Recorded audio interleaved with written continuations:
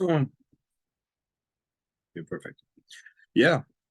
Welcome, guys. You know what it is. You know what this is about. This is gonna be a webinar on astrological uh, events, astrological alignments, astrological uh, conjunctions and whatnot that are going to happen in 2024. Right. I'm not sure if I'm going to be able to put all of this stuff into one webinar. Okay. I mean, we can't sit here for fucking 3 hours and you know try to digest all of it. So there might be a second one. It depends on how far I get today, right?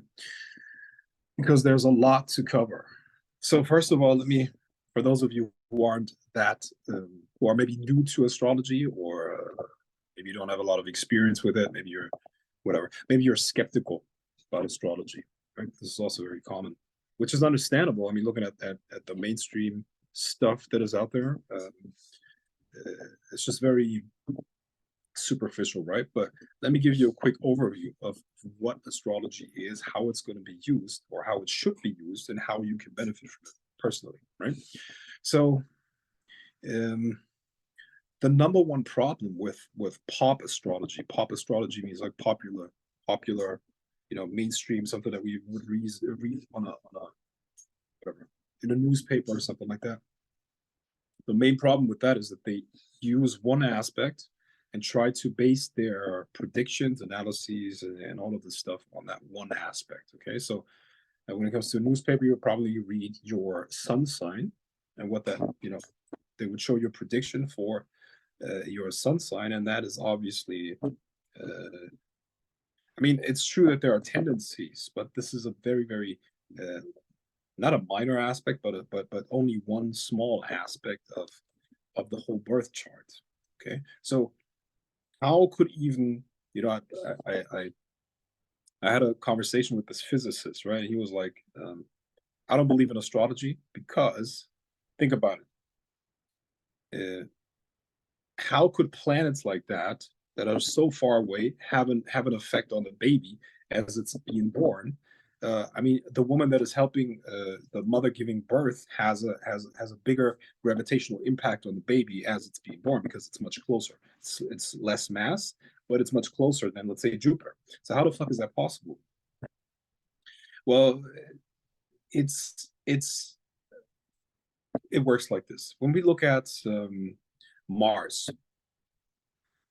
the physical planets, or how what the mass of the physical planet, the temperature, all of these things are not relevant when it comes to its astrological and energetic significance.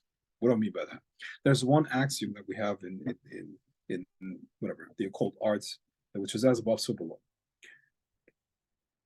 Which means what happens here in the physical world is a projection from a higher dimensional plane.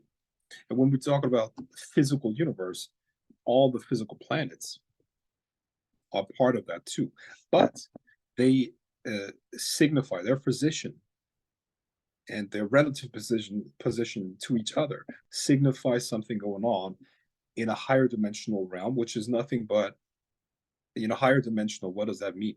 Higher dimensional just means it's no longer it's vibrating so fast and it's energy, so you can't pick it up with the physical senses. That's really what spiritual and higher dimensional means.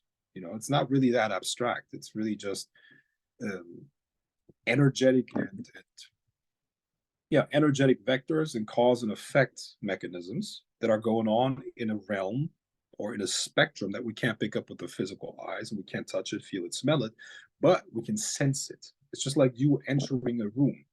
When you enter a room, yes, you're picking up things when that are around you. You can see them, touch them, feel them, smell them, but a lot of the things that are going on there, you will just feel, but they're just as real. And sometimes they're actually everything that happens in the physical world is a result of something that takes place at that energetic level. Okay. So when we're looking at astrological alignments, we're not literally saying that the planet is influencing what's going on here on Earth. It's more like a map or a current reflection. The positions, the relative positions of the planets are a current reflection of what's going on energetically. You see, since we can't necessarily, what's the word? It's these energies are very very hard um, to understand in a concrete way. You see, so you need kind of like a symbol for what's going on there, and the positions, the relative positions of those planets are the symbol based on which you can read the energetic dynamics on higher dimensional realms, which will be the cause for physical events. I hope I'm making sense here. We're generally dealing with 7 classical planets. Others, like to add more, but when it comes to magic, for example, we only use 7 classical planets, and the moon is treated like just another planet. The size of the planets is also irrelevant, okay? But they all signify and symbolize different energetic qualities. Okay, so when we look at the universe, um, and specifically the metaphysical universe, we have to look at it in terms of archetypes, right? Archetypes that are like a category, and different events, different energies, different um, personality traits, different tendencies fit into those different categories. Okay, so there's a lot of interpretation that's going on. However, through millennia, and mind, listen, believe me when I tell you that there is probably no science out there, and that includes the modern stuff like physics, chemistry, and all these things, right? There's no science out there that is as uh, sophisticated as astrology, and that is simply because it's been around for so long. You know, it's been around for a long time, many thousands of years, and it's been trialed and tested, and it's very accurate. It's just that, just like everything else, when you talk to people that are let's say, you know I hate to quote people like Einstein, right? But he said that, let's say, the first drink out of the cup of science makes you an atheist, but once you hit the bottom of the cup, you you start believing in God again. Okay, what is he saying there? That scientism, which is essentially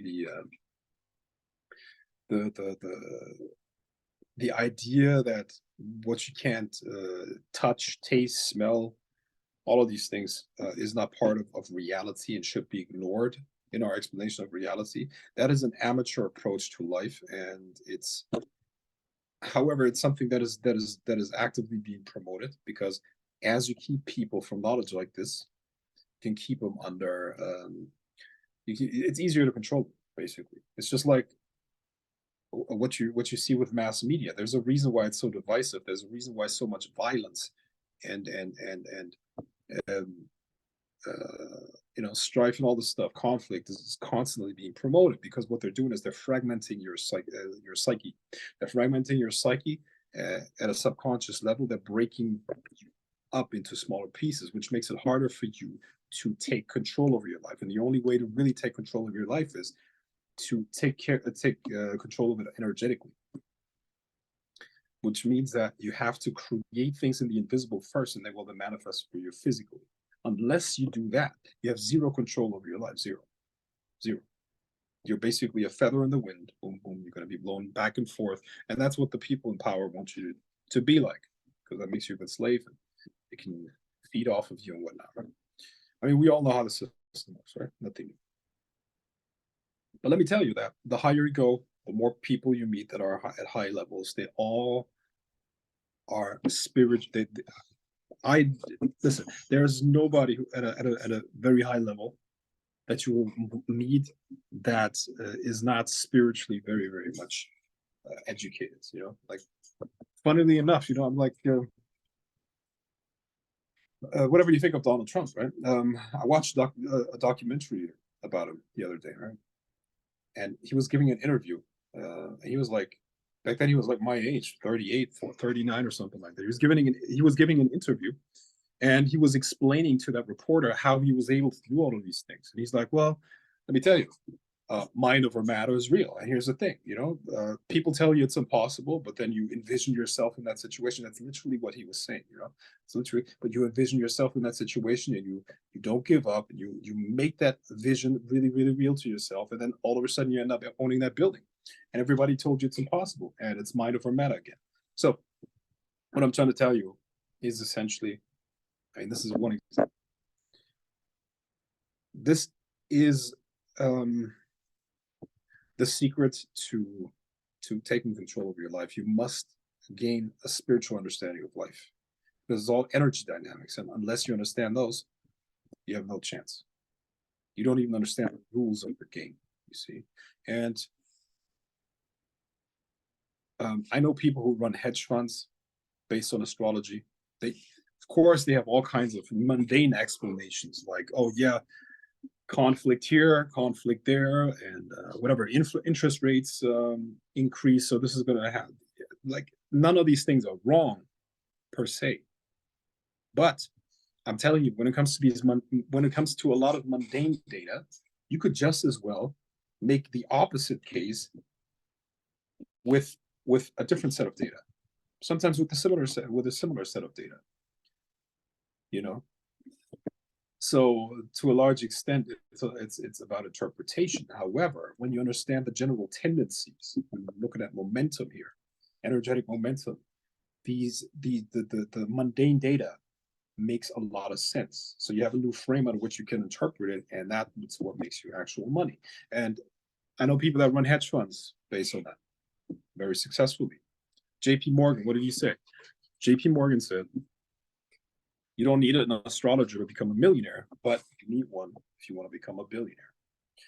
So what I'm trying to say is, and it's not all about money, obviously. That's not what I'm trying to say. However, this is usually a good indicator for people that something is to be taken serious, right? Because everybody wants to make money. So when we're talking about astrology, we're talking about heavenly bodies signifying through their position and their relative position that they take on energetic developments that are causative.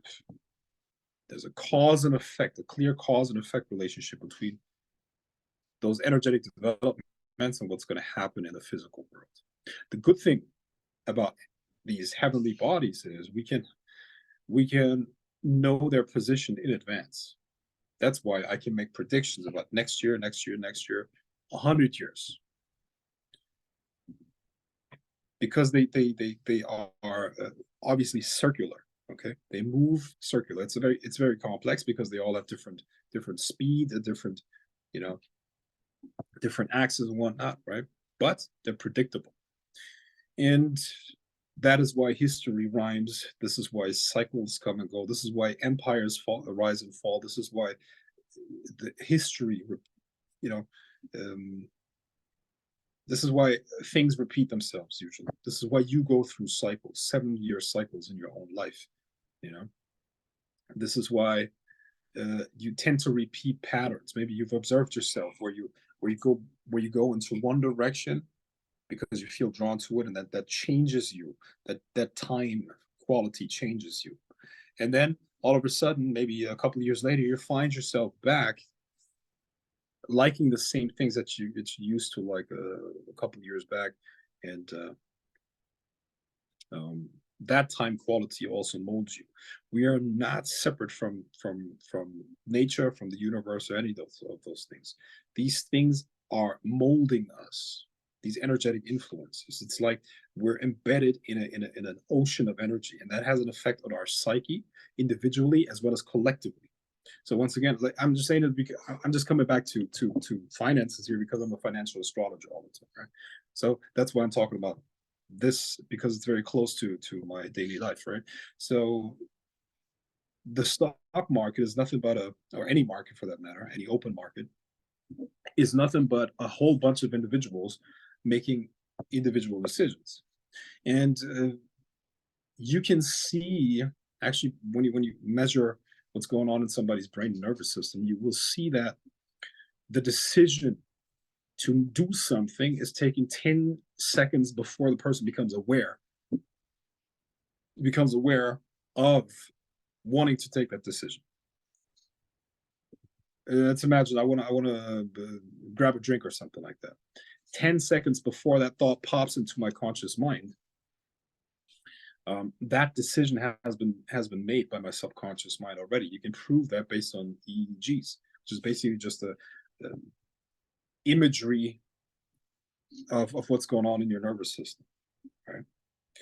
And the best way to look at your individual connection, the individual connection between your conscious mind, that what you're aware of, and the rest of the universe is essentially, imagine like this river. Imagine a huge river, right? This is your subconscious mind, and it's very, very powerful and strong. And we could equate that with the stream of consciousness. I'm sure you heard that before. There's a stream of consciousness, right? Now you have unconscious filters that allow certain things to come up into your conscious awareness, right? So the secret to life, to a large extent, is taking control of what's being filtered, because the world is very complex, and the conscious mind can keep a couple of dimensions in mind at the same time. Okay, so let's talk about imagining your room, the room that you're in right now. That's 3 dimensions, right? Imagining that same room simultaneously at night and day, daytime, nighttime. Okay, that's now 4 dimensions.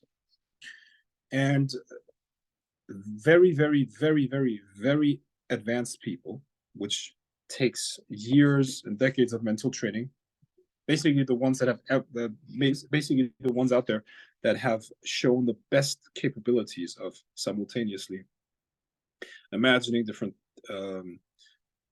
dimensions, or like between 5 and 6. If that makes sense. All right. Now, that's of course people who don't have magical training. In my order, for instance, like I teach people how to. We use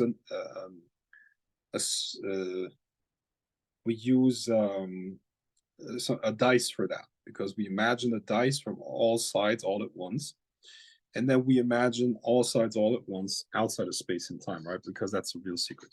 So you can catapult your awareness outside of space time and then see all possibilities that are taking place at once, which takes a lot of training. It's not easy to do, right? But what I'm basically saying is that the collective unconscious, which is essentially influenced by this energy matrix,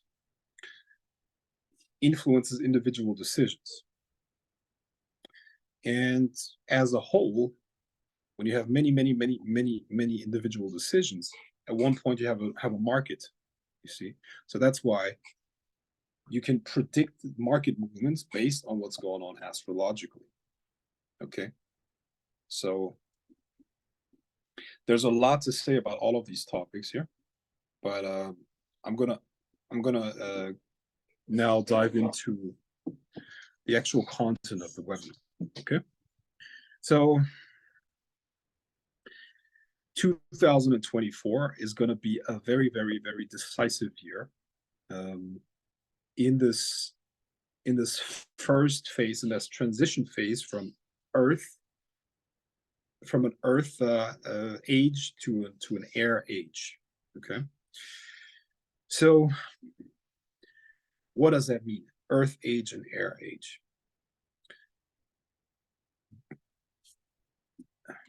Different elements have different qualities, right? So Earth has the quality of being like really structured, really solid, not changing very fast. It's very, very grounded, very much focused on the physical, right? Earth has is more about thoughts, it's about ideas, it's about ideals, it's about electricity, technology, all of these things, right? So when you have, generally speaking, the energy dynamics shifting from earth element to air element, you will have corresponding shifts in what's going on in our collective unconscious. Okay. So in 2020, we went into a new age. We're now in the age of air. Okay. From earth to air. 2020 was the beginning of the air phase or air age. But there's always a transition phase of 5 years. Okay. So we're right in the transition phase from uh, earth to air. And I think everybody can see, feel, and understands that since 2020, the world has not been the same and it will never be the same again as 2019 or before that. Okay. So what does it mean in 20? What does earth mean as a quality of an age? It means we have solid structures. You can see that in governments, institutions, systems of government. You see that in the financial system, in how societies are structured, right? And also technologies. Crude oil was one of the most important, resources in the past. For the last, I think around the Earth age started around 1761 or something like that, right? Now we're moving into the air age, which is going to last, which is going to be with us for another 151 years. And we're only in the beginning, but you can already see these crazy shifts. Okay. Now, I said Earth means technology, means ideals, means mind over matter, all of these things, right? So we're in the very beginnings, but we can already see these crazy shifts with AI, which is going to just accelerate. And all of these technologies are just going to converge. We have 3D printing, we have genome technologies, we have CRISPR, Cas9, we have blockchain, all of these things, you see. And with Earth, you also have basically the what's mental becomes more important than what's physical. Okay, and what does that mean? Money is moving, or resources are moving further and further away from what's physical. It's more about intellectual uh, intellectual property right now. It's more about data. It's about information. All of these things signify or are the result of a changing of the energetic qualities of this age. Right. With that also comes a level of how do you put that? It's not uh, it's not a coincidence that during this age, or during the beginning of this age, so many different ideas about gender come up, because the air element is neutral. It's not necessarily masculine or feminine. It's earth is very masculine, right? Water is very feminine. Earth is androgynous, you see. So all of these things are symptoms of this earth element, right? Also, things go more into ideas, right? Like I said, meaning I'm going to cover wars in just a little bit, right? But we had atomic weapons, we had biological weapons, we had chemical weapons, and now we have digital weapons, right? Digital weapons. We can all feel and observe the digital war that's going on. And you can do more damage with a cyber attack nowadays than you can do with an all-out assault. Maybe I don't know, if you use conventional warfare, you would have a harder time hurting um, your enemy, right?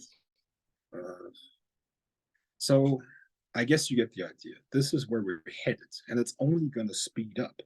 You know, around the 2040s, I mean, 2030s is going to be a time where everything is literally going to be it's going to be unrecognizable, because we're going to develop or be involved with new technologies that basically make it possible to transfer one element into any other element, which makes a lot of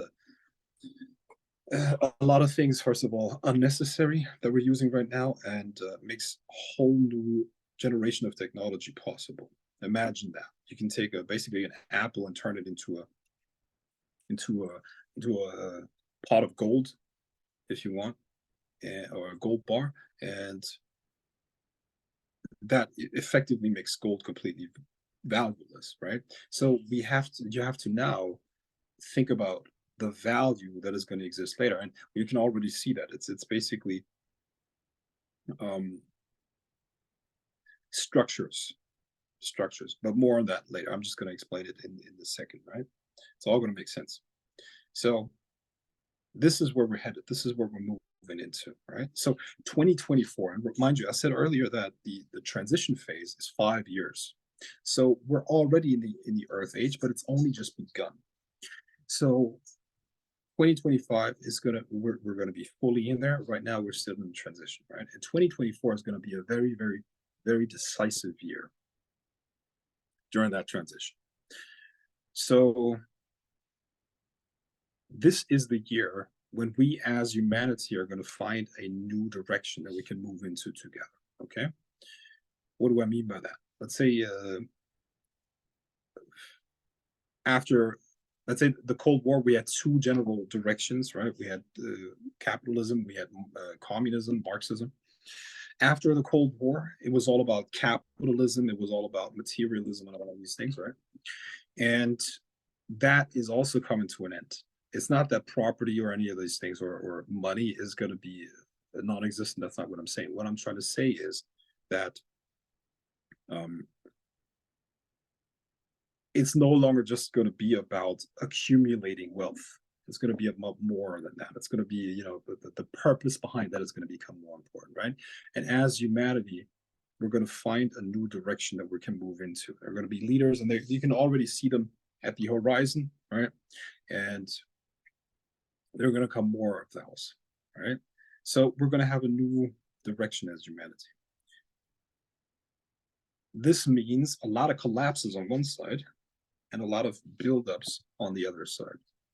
See, there's a saying that nothing's more powerful than an idea whose time has come. In the same manner, outdated ideas are they can't survive. They just can't survive in an energetic environment like this. It's like a fish on land. They just can't survive. And people blame all kinds of things. People blame this, that, or it's you know the Democrats, the Republicans, it's this and that. Yeah, no, it's just the energetic quality that makes it impossible to keep going like we used to. You know, some people want to go back into the 1950s. You know, women go back into the kitchen or whatever. You know, we got to eradicate feminism. All of these things. This is not possible anymore because the energetic environment is no longer there. Okay, we can't go back into the past, and we have to find new ways of being, new ways of living, right? And like I said, we're gonna see new innovations on the other side as well. New things that are gonna be possible to withstand this new energetic quality, right? Pluto, which is a very, very powerful planet for the collective unconscious, and Pluto also rules energy. Okay, now Pluto is going to move in the second January, in the second half of January. It's going to move into Aquarius, which is, you know, Aquarius is a planet also ruled by Mars, and it stands for electricity and input into the collective unconscious. Okay,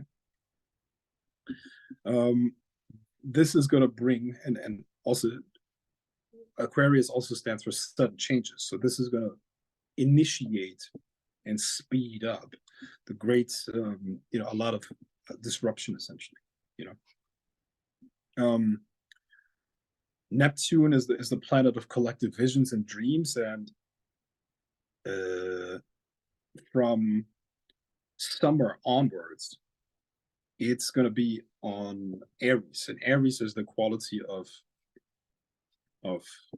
you know new beginnings. Okay, so from summer onwards, we're gonna have the movements that are already in the making. You can already see them. They're gonna take um, they're gonna become mass movements essentially. Okay, so there are many, many, many more constellations, which I'm not going to go into, because when you take all of them together, the interpretation of those is essentially The motto of 2024, da da da, the enemy is within. Okay, the enemy comes from within. So when you look at the transition phase between 2020 and 2025, up until now, the old institutions were sticking together, and they were confronting and fighting against the revolutionary impulses, which are just a reflection of the new energetic qualities, and they were sticking together against them, right? Such as, I don't know, like all the governments, stuck together during COVID, and the banking system stuck together last March, and things like that. All institutions stuck together up until now. Let's say, Corona, Ukraine war, the Israel Hamas war. So the enemy was always outside, on the outside, but now this is going to change massively. So there's going to be a lot of critique inside of those. There's going to be a lot of disruption inside of those. Okay, you can see that with politicians like Vivek, for instance. You can see that with this is going to be the new type of politician that's gonna make things happen. The outsider is going to come in. We already saw it with Trump a little bit, but Trump is too establishment still. There are going to be new characters that are going to show up everywhere. They're going to pop up inside of these institutions, whether it's banking, whether it's everything that you can imagine in terms of established institution. Characters are going to pop up, and they're going to be like enemies from within. They're going to attack from within. Okay. So within those systems, we're now going to see the call for change. We need to change the system. We need to completely reform everything. We need to adjust to a new time. And they will actively, dissidents, they will actively start destroying those systems from within. Okay. That could happen through innovation or sabotage. Both of those are possible. All right. And you will also see that in your own life personally. In your own life, you will see people that have been close to you, that you thought were on your team, but you're gonna find out, wow, they for a while now they've been working against me. They've been actively sabotaging me. Just prepare for that. There's going to be a lot of betrayal next year, 2024. Now, obviously, that's gonna lead to internal conflicts. The climate movement, all of those guys, they're gonna have a lot of trouble on the interior. Every political party out there is gonna experience that, and every big, what did they do with OpenAI the other day, right? Like Sam Altman was fired, then shortly after reinstalled, and all of these things, right? So you're going to see a lot of destabilization with institutions everywhere, and that is just a call for a restructuring of them. Okay, so let's talk about politics a little bit more. So governments and parties will basically destroy each other, or sorry, destroy themselves. They will destroy themselves. That's the best way to put it. I said I already mentioned that there's a new type of politician that can be successful. See, every energetic quality, every astrological environment favors a certain type of politician, and this type of politician is going to be anti-establishment. He's going to be very, very different from the rest. He's going to be very much about ideals. He's going to be very much idealistic. And the more he wants to destroy the old and create something new, the better he's going to do. Yeah. So just watch out. Just watch out. The one that catches my attention right now. I'm not going to go into that. Give me 1 second. I'm going to go into that later. So Um, let's talk about the war in Israel, right? A lot of people are interested in that. We're going to see, well, I don't think the war is going to stop anytime soon. We're going to see massive change right around May. Okay. There are two scenarios. Okay. And by the way, all of what I'm saying here is based on certain astrological alignments and conjunctions. But I don't want to bore you with those because you probably don't know what those mean. So I'm just going to give you the interpretations. But what I'm trying to tell you is that all of this stuff is the result of uh, conjunctions applied to birth charts of let's say wars, birth charts of countries, birth charts of institutions, and so on and so forth, right? So when it comes to the changes in Israel around May, we have two scenarios, and one is way more likely than the other. Okay, so the first one, which is much more likely, is an increase in war activity. Okay, uh, that's much more. So it's going to heat up. It's not going to end anytime soon. And the second scenario is that there's going to be a change in power there. So the president is going to be, or is that prime minister or whatever, Netanyahu, I think it's prime minister. Anyways, that guy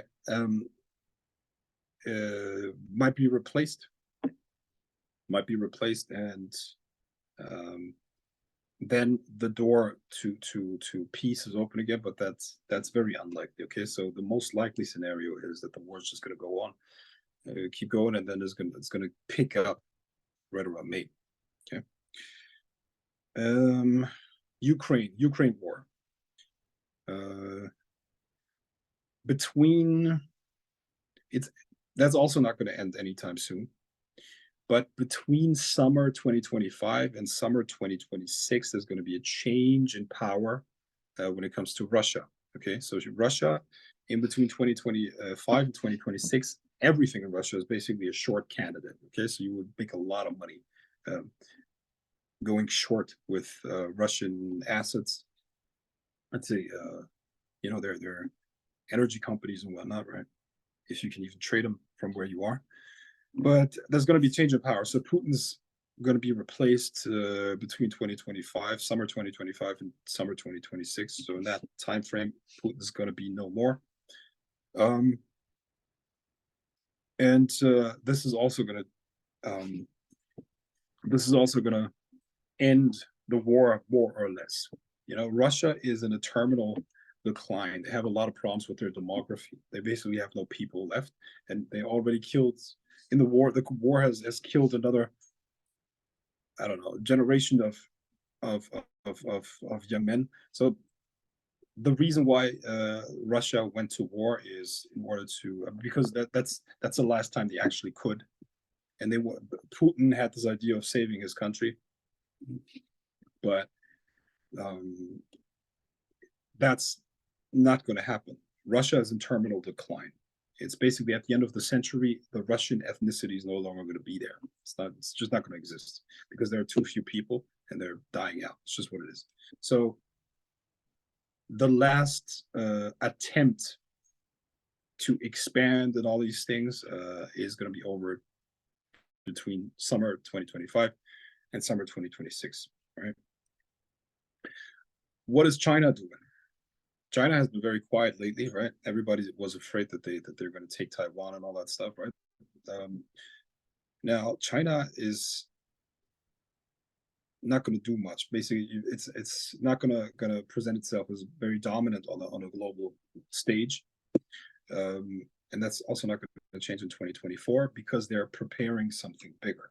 They're preparing an all-out assault and an all-out claim of dominance on the global stage, and that's going to happen by 2025. But 2024, you're still not going to hear much from China. There's going to be no war started with them. There's going to be no big problems, and that's basically what they're doing. But they're preparing something massive. Okay, digital warfare and artificial intelligence. Okay, so um, how do I explain this? I'm going to try to bring up a diagram. Maybe I can show you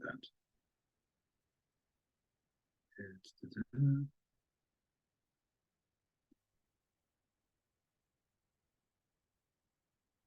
I know this is a lot, uh, but let's continue. Okay. So in this new age, I said something about structure right earlier. In this new age,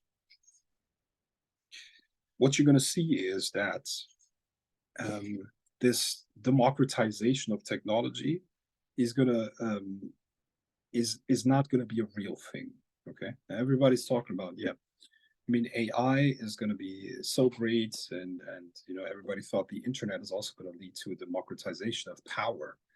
But we can see that platforms are the winners. Okay, so um, there were always factors of production, right? That's the basic principle in economics. You need basic factors for production, right? So in the past, you had like labor, you had land, you had labor is people, right? Land and and energy, right? And now that's changed because what the land has turned into is essentially information, right? So it's no longer about physical land. It's about what is your claim in the digital world, right? And in that scenario and in that world, in that environment, the biggest platforms win.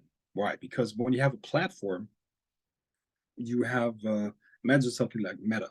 Okay, you have two effects going on. You have scaling effects, right? And you have another effect that is essentially the networking effect. Okay, so the more people use it, the more valuable it is, and the more valuable it is, and the more people use it, the more you have a tendency that more people will take part in it because one person connects to another person, and um, each node is eventually going to pull in other nodes, right? So there's like an accumulative effect. That's what platforms do. So um, what's going to win in this new age? If you are planning to build a company that is very dominant, you must include some form of a platform in there. That's very, very important. Now, when we're talking about artificial intelligence, uh, when we're talking about artificial intelligence and platforms, we're going to talk about structocracy. Structocracy, what does that mean? Democracy means that the people rule, right? Or mob rule, you could say. Plutocracy means that money rules. Structocracy means that the structure determines who rules, right? And this is what we're moving into. Now, the problem with something like AI is, for example, yes, everybody can potentially use it. However, it takes billions and billions and an incredible amount of data to program an AI, a large language model or something like that, which most of them are right now. And never mind general artificial intelligence and who can afford that and who's creating those, right? So at the end of the day, the most powerful platforms will also have the most powerful AIs, and that in turn just increases their ability to influence things, and that's going to destroy democracy.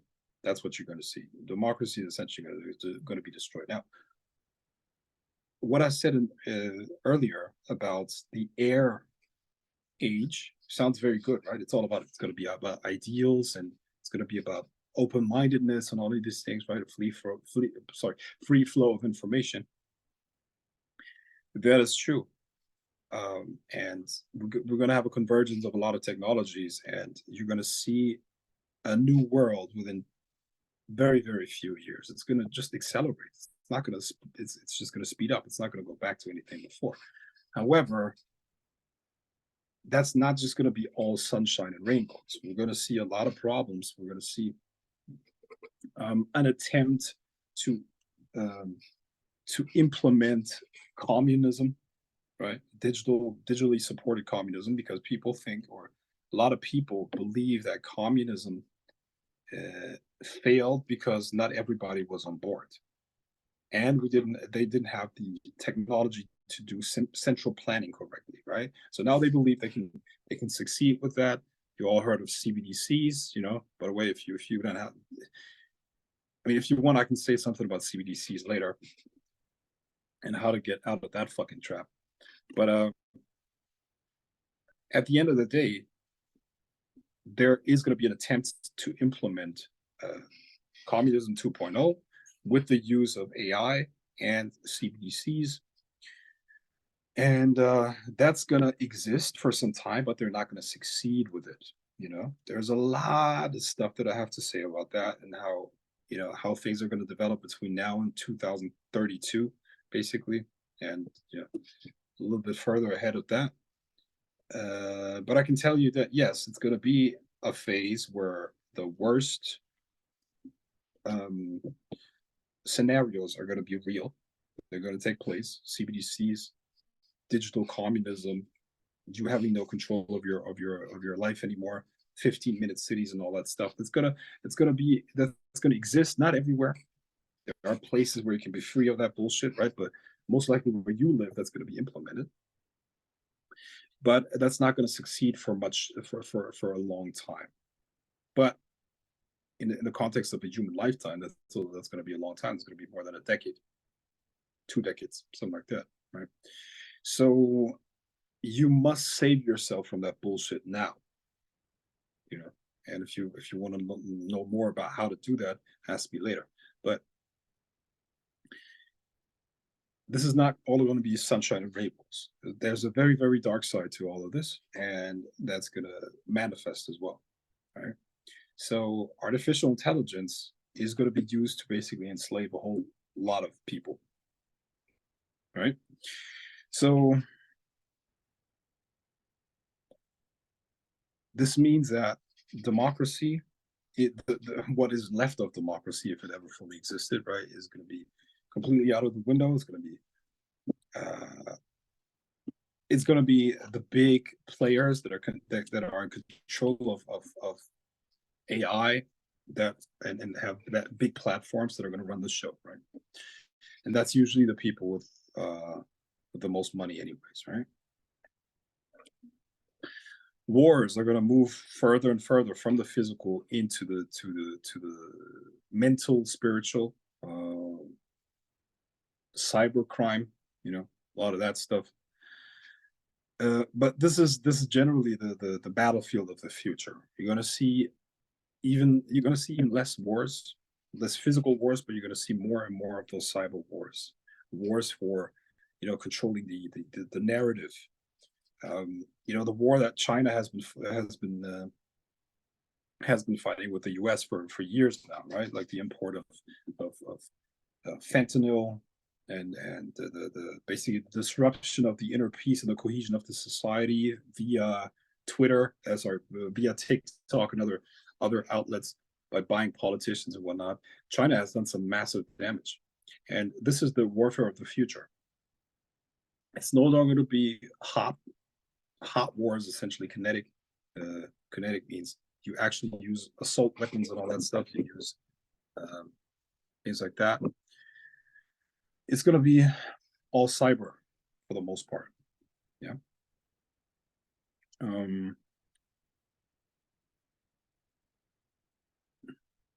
Yeah, like I said, disinformation is going to be a means of war. Yeah. Very important. We're going to have a banking crisis in 2024, a massive banking crisis. If I don't know, for those of you who are a little bit older, maybe you remember what was going on in 2008, 2009. A lot of people lost their retirement, and the entire financial system almost collapsed, right? So a banking crisis might sound like something abstract, but it's something that has a whole lot of implications for everything, on your personal life as well. Okay, so a banking crisis that already, like, maybe you heard that Credit Suisse was doing really, really badly in early 2023, but this was nothing. Now we're actually moving into a banking crisis, which is going to be the foreplay for a reset of currencies and the implementation of CBDCs. Okay, so now they're moving ahead full force. Okay, by 2025, they will want to have implemented all of that stuff. They're going to use emergency matters or whatever the fuck that's called. You know, like emergency decrees to implement all of that stuff. And by 2025, by the end of 2025, all of that stuff will be implemented, and you will have no freedom anymore. It's going to be CBDCs, and they're, I mean, they've been using since 2020, and actually since, I mean, if you're really honest, since 2009, what the people with the assets have been doing is they've been plundering the system essentially, right? So what they've been doing is, uh, the closer to the money, the better, right? The closer you are to central banks, the better you're off. Which means if you can take part in financial markets, you are close to the money. Why? Because what happens when a central bank prints money is they don't give it to the consumer. What they do is they give banks the money. And the banks either speculate themselves with that money, or they give out loans to big companies, right? So that's called. Um, I mean, the idea behind trickle down economics is essentially the central banks distribute money across market players, and this economic stimulation is supposed to then trickle down to the average consumer by, you know, new jobs or whatever, competition on the market. All bullshit doesn't work. What's happening is that some companies, actually many companies, make more money based off speculation than they make of innovation. You know, when you look at their balance sheets, they have a lot of this stuff in um, in the financial markets, and the average consumer doesn't see any of that. It's the opposite. You're printing money, which causes inflation, but the wages don't go up. So their real wages go down. They can buy less, so their living standards actually go down, and the money stays in the financial system as liquidity, and people that can take part in that profits. Okay, so since 2008, 2009, they've been printing money like fucking crazy. Like there is no tomorrow, and there is no tomorrow in this current financial system. They absolutely know what they're doing. Make no mistake, they absolutely exactly know what they're doing. Because what they're doing is the following thing: the people with the assets don't really care about money, because it is about assets, you see. So people that live off a paycheck care about money, because that is what they're going to use to buy things, right? People that have assets get money from their assets. They have cash flow from their assets. Now, what they do is, with the liquidity that is in the financial markets, is they speculate. And since everything was in a bubble, because there was so much liquidity, they could make a lot of profits, and they were using that then to buy real assets with it.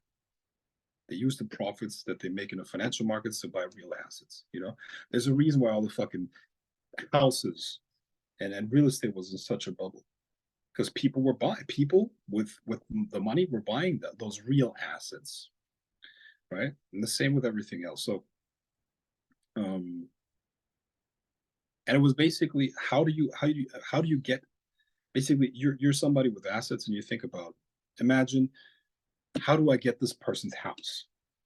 Well, I just make it's so impossible for that person to pay off their loan that they can't, then it's for sale at a lower price, and I made my money in this financial system, this financial market, and I can use the profits there, and basically zero interest rates. It costs me nothing, and I take the money from my speculation and buy the real assets. This is real value that's not going to go away, because I can just adjust the rent. Okay, so who gives a shit about inflation? If I own the fucking property, I just adjust the rent. You see? So this is the thinking behind it. You can transfer the same thinking into every other asset class. And what's been happening since 2008, 2009 is essentially a transfer from all assets, a transfer of all assets to the people with that already had assets and were active in the financial system, right? So this is going to end right around 2025, because then it's no longer uh, you can't keep the system running anymore. It's going to be controlled demolition, controlled destruction, and yeah, and CBDCs, a new financial system, is going to be the solution. They're gonna name reasons like the Ukraine war. Yeah, inflation is up because of Ukraine, right? Because of the Ukraine war. Bullshit, right? They're gonna name reasons like, oh, immigrants, it's immigrants' faults or whatever. They're gonna come up with everything. I don't know. They're gonna come up with something. And it's probably so confusing, and in the meantime, you keep people divided and keep them fighting over whatever racism. You keep them fighting over uh, gender wars and blah blah blah, all this bullshit. I mean, it's maybe 2% of the population that are literally crazy enough to buy into all of these narratives that are pushed out there. So listen, if so many people would actually believe in that stuff, it wouldn't even nobody would bat an eye, right? But you can trigger people with this bullshit because it's so absurd that they pay attention to it. So don't make no mistake. The cyber warfare, the mental warfare, is not only being done on the enemy, your government, or I mean, the government, big corporations or whatnot. I mean, of course they talk. They're probably, I mean, the platforms are probably more powerful than the governments, right? But at the end of the day, what they're doing is it's all about a distraction campaign. Keep the peasants distracted, divide et impera, which means divide and conquer. And you can, in the background, you can prepare enslavement. And that's really what it is. This is not hyperbole. So that's really what it's going to be for most people, period. Okay. I mean, I hope you know what CBDC means. CBDC means that you have a certain credit that you get. You get a certain amount of money. It's all digital, so they can look at what you spend it for. Okay. So everything from the first lollipop that you buy all the way down to the casket that you buy or is bought for you, they can all see it on a fucking register. It's going to be on a blockchain, and it's going to have an expiration date. So you're going to have to spend it by a set date. What did they say? You will own nothing and you'll be happy. You can't own anything because you can't accumulate wealth anymore. Because if your money has an expiration, then what are you going to do with it? You can't accumulate enough to buy assets. You see, and yeah, I mean that's really fucked up, no? And 15-minute cities and all that stuff. I don't know if you heard about that, but they want to restrict your ability to travel.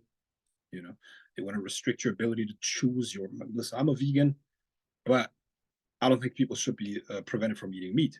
But they're going to implement that too. Your meat consumption is going to be reduced, and this is all about control. Please understand that.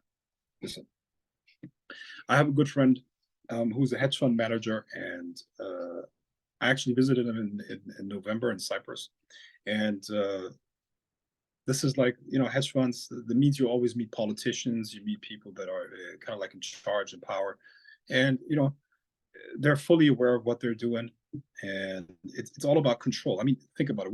What would you do? I mean, if you have I don't know, you make I don't know 10 billion a month passively. It's like from the assets that you have and your interest rate or your fucking the assets throw off 10 billion a year or something like that. You don't really care about money. What you care about is staying in control and keeping the uneven distribution in place, right? So and we were talking about that really clearly.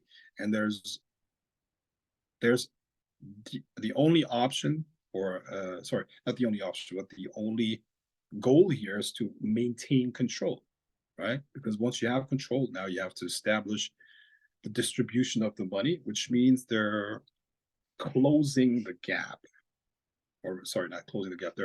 They're essentially closing the window for people to transition into a different social class. That's what's going on. The window is almost done. It's almost closed. So basically, they cement the structures. The rich stay rich, and the poor stay poor. It's basically what it is, and that's what's going to be like for the next couple of decades. Right? Nothing stays forever, but for the next couple decades, that's going to be it. Um, good. Gold. Gold is not a good investment. Not a good investment in the next year. Um, it's reached its high in 2020. Okay. If you look back, I don't remember the month exactly, but gold had its historical high in 2020, and it's not going to reach that again. It's just for the next couple of decades, it's not going to go that high again. All right. Now, when it comes to crypto, that's a different story. We're out of the crypto winter, and you're going to see in 2024, you're going to see new massive, massive highs. Okay. So, which means Bitcoin is going to go above 100K, and Ethereum probably above 10K. Okay. So, um, where's Bitcoin right now? I don't even know. But in 2024, I mean, if you are interested in crypto, buy now, as long as it's still low, and you're going to see a massive, massive uptick. But like I said, you can't you can't hold it too long. It's not going to go much higher than 100K. Okay, so if Bitcoin hits 100K per coin, get out of it. And the same with Ethereum. When it hits 10K, that's probably the maximum. Okay. Um, so there's another thing that I have to say about crypto. You're there are two problems with or sorry, there's one problem with Bitcoin, there's another one with Ethereum, right? Ethereum has the problem of gas fees. Yes, you have the Lightning Network on top of it, which helps, but it's not a solution. Uh, there are other level 2 solutions, but there are still a lot of kinks there. Ether was a great network, smart contracts, and all of this stuff. And NFTs, none of this stuff would be possible without the Ether network, right? Without that blockchain. But the gas fees are a massive problem, right? With Bitcoin, you have proof of work, which costs enormous amounts of energy. And both of those have been points that have been criticized for a very long time. And what you're going to see is that around 2025, there's going to be a new kid on the block, a new crypto version, which is going to combine the best of both worlds, and it's going to have none of the flaws with those both of the two of them. Okay, that's why I always say that the last bull run of Bitcoin is going to take place around 2025, and after that, it's going to be gone. It's like MySpace and Facebook. Imagine that. MySpace, I mean, if you look at the birth chart of Bitcoin, it has a strong Uranian influence. And it has the classical structure of a pioneer chart. Okay, so it's not the definitive solution. It was a pioneer. It allowed cryptocurrencies to gain traction, more acceptance in the mainstream, and by now,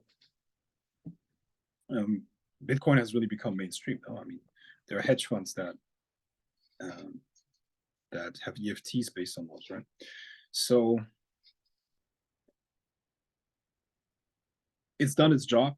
You still have two bull runs, 2024 and 2025, and after that's over. So take advantage of that now. And after that, there's going to be a new kid on the block that's going to it's basically going to end Ethereum and Bitcoin. And with that, of course, those two blockchains as well, those two networks. So when it comes to, listen, I'm not giving you financial advice here, but 20 to 25% of your money in crypto makes sense. More than that, I mean, you do whatever you want. I wouldn't do it, just because there are other assets that you can benefit from as well. And see, so we did an hour, and this was already a lot. And I told you in the beginning, I probably wouldn't be able to cover everything that I want to be covered. So watch or keep an eye on the announcements or your inbox or whatever. I'm gonna let you know when I'm gonna do a second part of this webinar, where I'm gonna go into more details about not only the next decade, but beyond. Okay, so between now and the 2030s, what's going to happen, what our government's going to do, what implications does it have to you for your personal life, and so on and so forth. Now, obviously, with implications for your personal life, you're the number one person that has to use that information. And I don't know everything about your own personal situation. So the interpretation should be done by yourself. However, let's go into a Q&A real quick, and let's see if I can help you with some of your problems. Okay, so just unmute yourself, please, and be polite. Don't talk over each other. And hold on. Can people unmute themselves here? Probably not, right? They should be able to. Okay. Okay, so I'm waiting for your questions. Hey, Frank. Is that Adrian? Yes. So I want to clarify. You're saying that for the whole Bitcoin scenario, and I'm currently in the market for that, and I have like a couple grand into that. So currently I have it on stable coin because everything's going down. So I'm waiting for things to wait. I'm waiting. Things are going up, and I'm waiting for them to go back down so that I can basically put money back into it and keep putting money in. So my question is, what would be good blockchains to invest in for these bull runs besides Bitcoin and uranium? And what would be smarter investments? I mean, Ethereum? Yeah. Well, crypto in general is going to have a bull run, so you're probably going to be able to make to make a profit with many of them. However, see, the fluctuations are so the fluctuations, because there is no liquidity in most of those coins, the fluctuations are very, very high. When you have a lot of capital, and liquidity just means a lot of people invest in it, and a lot of people are willing to buy at any price, buy and sell at any price, which means it keeps the price stable.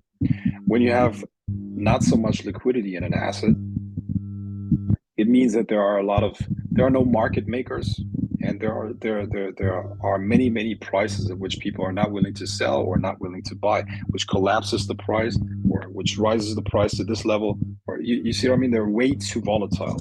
So I wouldn't use those, because you can't time that. It's very hard to time. So the only ones that I would use, or the only ones that I would invest in, would be Bitcoin and Ethereum, because there's not enough liquidity in there. Yeah. Now, you would recommend putting the amount of money I'm comfortable with, like leaving in there and just leaving it in there until the end of the bull run, and then taking it out when it's at its highest, right? Yeah. Yeah. Thank you. Another question is, what would be other assets that would be useful for me to invest in and look into in order to? I mean, honestly, what you were talking about, the CBCs, man, that's pretty terrifying. So, what are the things I can do to avoid doing that? Like getting into that. You need to get out of the Western world. That's basically it. Like in America, I don't know. Like it's CBDCs are basically where the World Economic Forum is strong. You're gonna have CBDCs there. You know.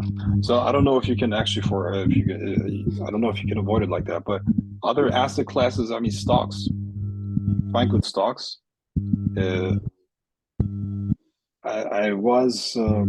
I'm still running this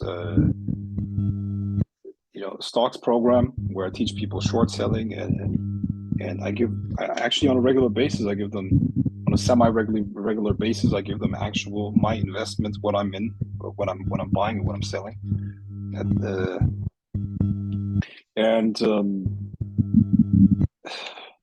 it's really, my recommendation, I don't know, man. Like, I don't recommend anything.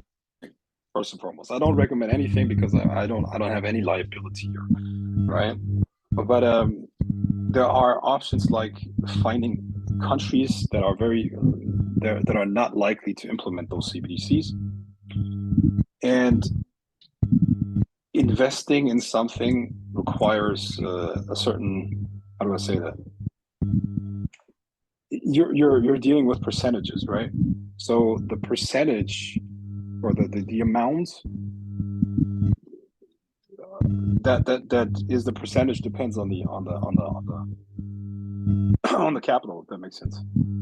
So what I'm trying to tell you is essentially, yeah, of course you can look for stocks. Short selling is a good idea. A lot of stuff is going to collapse in 2024. Short selling just means that you benefit from collapsing prices. And listen, I'm not saying that you can't make a fortune during that time. You can make a lot of money very quickly, but it will take you at least, I mean, it will take you months to learn that, to get really good at it, and you got to be really, really focused. So, crypto is probably your best bet right now because, like I said, it's literally just buy and hold. Just put whatever money you got in there, and the upside is also incredible because right now, one second. So you got where's Bitcoin right now?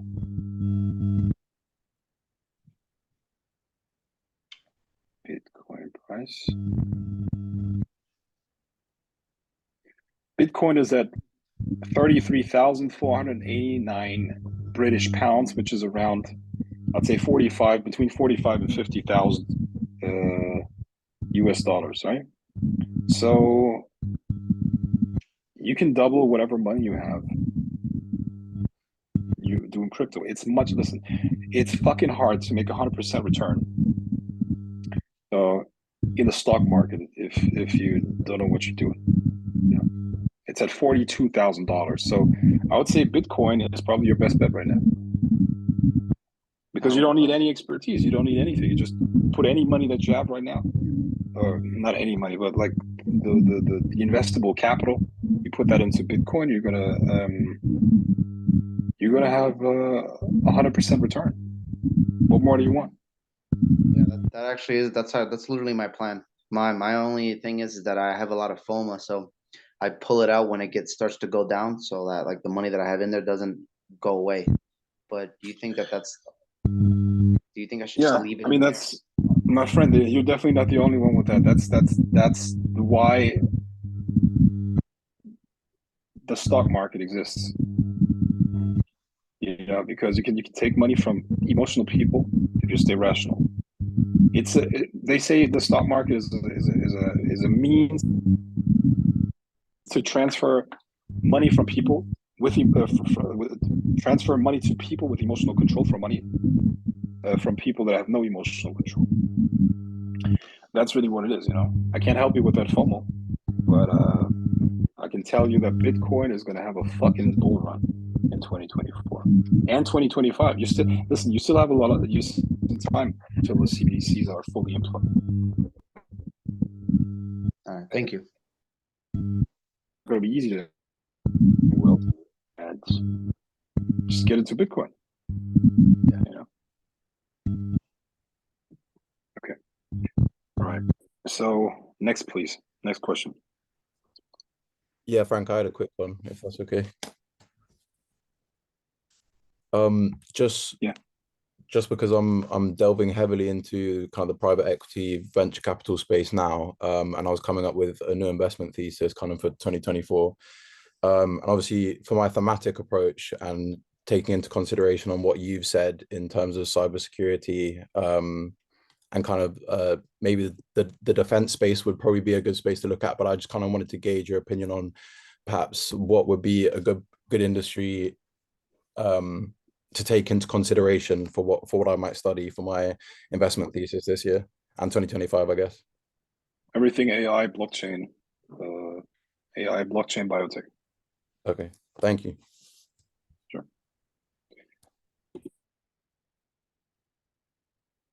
Hi, Frank. Yeah. Let me just say one more thing about the I have a friend who also lives in Dubai, and he has a hedge fund that is specialized in blockchain companies. You wouldn't believe the fucking AUM he's accumulated by now. And the investment thesis is basically, the investment. Okay, it's essentially a piece of paper. That's really what it is, because the investors don't really care; they want a return. Yeah. And most of them have no idea about the technology anyway. So if you can build a convincing, semi-convincing case, and you can sell it, absolutely no problem. And I mean, what's the risk really? I mean, if you like the normal fee is like 2%. So who gives a shit? Okay, so let's say you have 10 mil AUM. You made 2 million, whatever. Okay, what's the risk? The worst case scenario, they pull out their capital and you close it and do something else, but you made 2 million in 1 year. Right? So the important thing is that you can sell it. That's the number one thing. You got to find investors.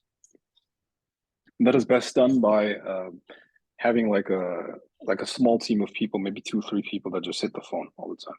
They got to hit the phone. They got to have a script, and they talk to investors, potential investors. And you got to have a sequence there, but it's a numbers game at that point. And that's how you can pull off a hedge fund. That's how you can. Everybody hears about that stuff. Everybody hears about AI. Everybody hears about blockchain. Everybody hears about biotech, but they don't understand it. So what you need to do is you need to build a respectable team.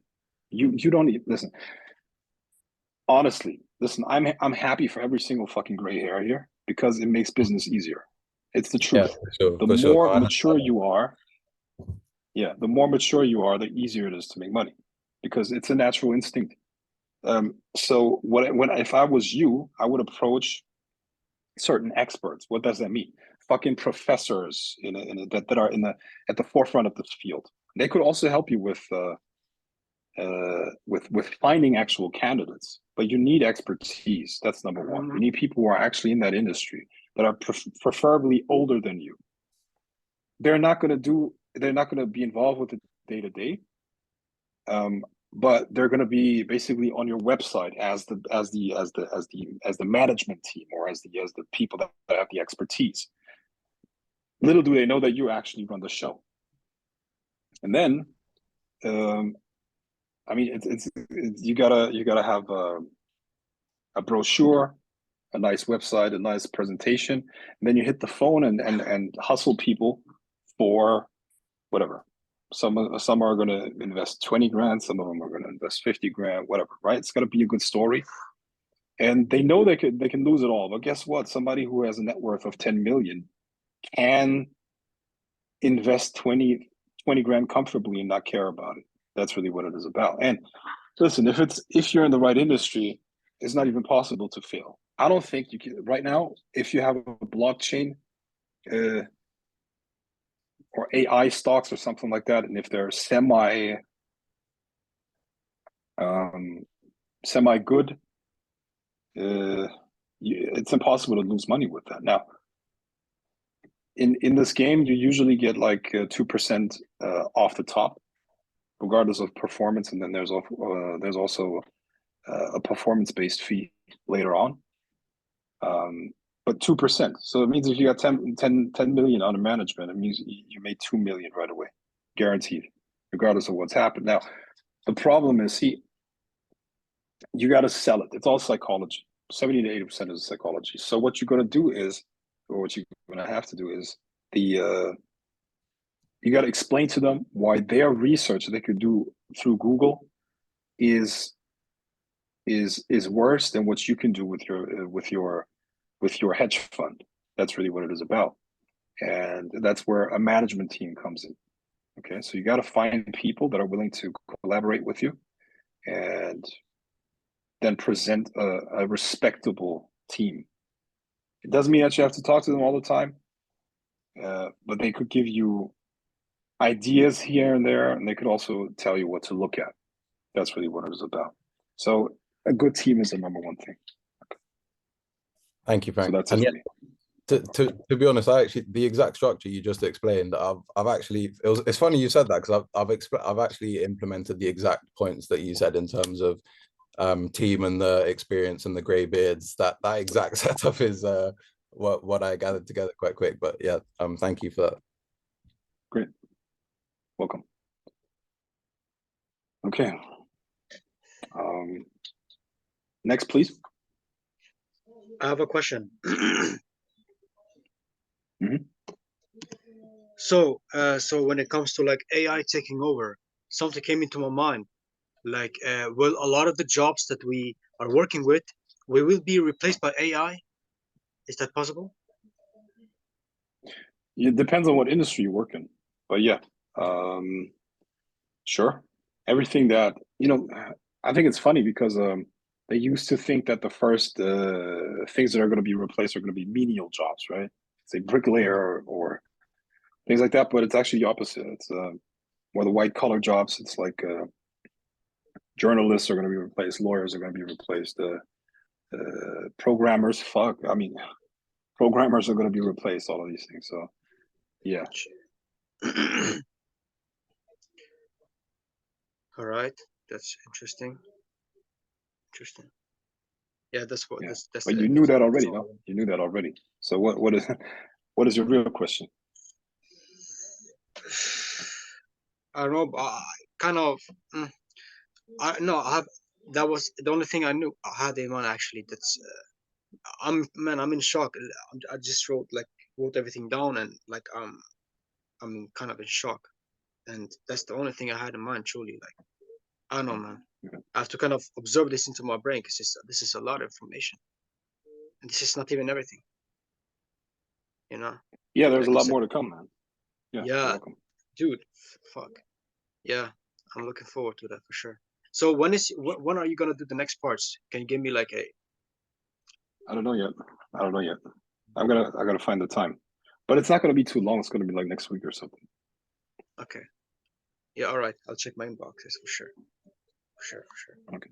And man, I thank you for this information. This helps a lot actually. Great to hear that. Yeah, nice. Yeah, that was that. All right, next please. Can I Hi, ask you a Frank. I have a question? question. Oh, go ahead. Oh, I'm sorry. I'll let you go ahead. Thank you. Thank you. Just a really quick question. I appreciate all this information that you shared with us today. Just a quick question. So I am in the crypto market and I day trade as well in the like early mornings here in America. I'm curious, as far as the Bitcoin halving in April of next year, do you think that's when, that big push is going to start? Or do you think it may have like a delayed reaction, maybe a few months after that? I think that has a lot to do with interest rates. So interest rates are probably gonna there's like a negative correlation between the stock market and crypto, and specifically real estate and crypto as well. So that depends on the interest rate. So look at the interest rates, and when the interest rates will go up, you're also going to see a lot of movement into crypto. Mm-hmm. Okay. Okay. And essentially, I mean, the banks, I'm guessing people are going to kind of panic, especially with, different bank closures that we've had within the last few months out here. I'm guessing that people will probably take their money out of there and put it somewhere else. So no, it makes sense. Definitely. Yeah, exactly. Thank you. No problem. Now, I mean, the problem with the interest rates is really that it's going to have a domino effect, because a lot of credits or a lot of loans can't be serviced anymore. That's the problem behind it. So it's going to have like a lot of people lose their house because of that. That's going to crash the real estate market.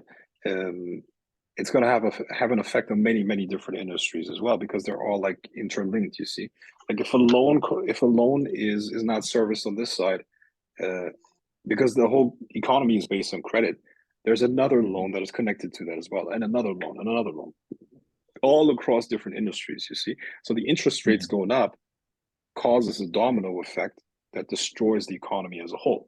and the only or this is going to make the stock market crash Mhm.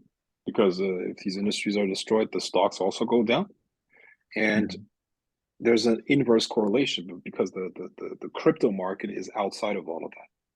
You see, so you can then take your money and you can still make money in crypto when the stock market goes down, or you're a short seller. Then you're happy, you sing and dance when when companies crash and burn. No. No, definitely. What we saw, like I said a couple months ago, was just I think a lot of it too is the bond market. You know, with these banks, you know, they put a lot of the money that people obviously put into the bank. They'll go invest in these bonds, and when the interest rates are going up, the bonds are going down. So we had a case. I know in California, there was a case where a few banks closed to where those banks couldn't. They had no liquidity to give to people pretty much. So it was like 2 or 3 closures, and I think Chase came in and saved like one of the banks, but it was pretty crazy. So I can see that being worse, you know, next year, especially. Well, yeah, exactly. Some many things like that are going to happen, but it's going to be a massive crisis. The banking crisis is one of the worst things that's going to happen in 2024. It's one of the biggest one of the biggest things next year. It's going to be on the news a lot. Yeah. Thank you for that information. I really appreciate it. No problem. Can I ask you a question? Yeah. I'm trying to become like a rapper, right? In 2024, is it possible to become famous in that time? I guess so. I mean, it depends on your birth chart, I guess. All Depends on right. your birth chart, and it depends on what's your what I mean, yeah, of course it's possible to get famous, but All right. that's actually that's actually that's actually an interesting question. How would you approach that? Like knowing this astrological environment, I can tell you what type of artist would be successful in this kind of energetic environment. I mean, if you want to adjust your style to that,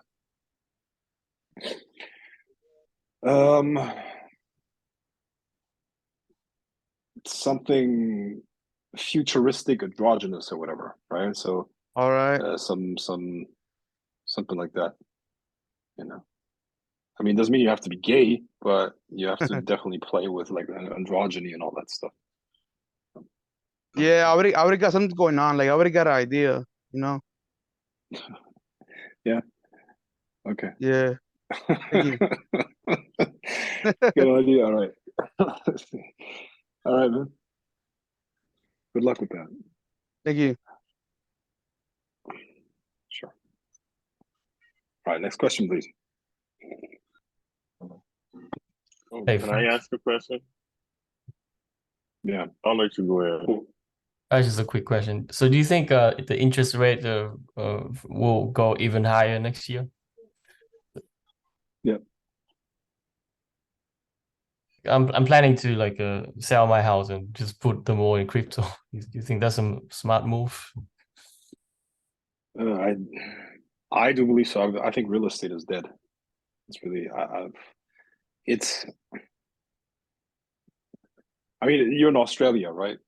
So for Australia, I'm not completely sure because I don't have all the data there. But generally speaking, I would say that the real estate is not a good investment, and you will make a lot more in other asset classes. That also has to do with the energetic qualities. Now, of course, the economic data supports that, but thinking about what these energetic qualities mean, right? Earth and air.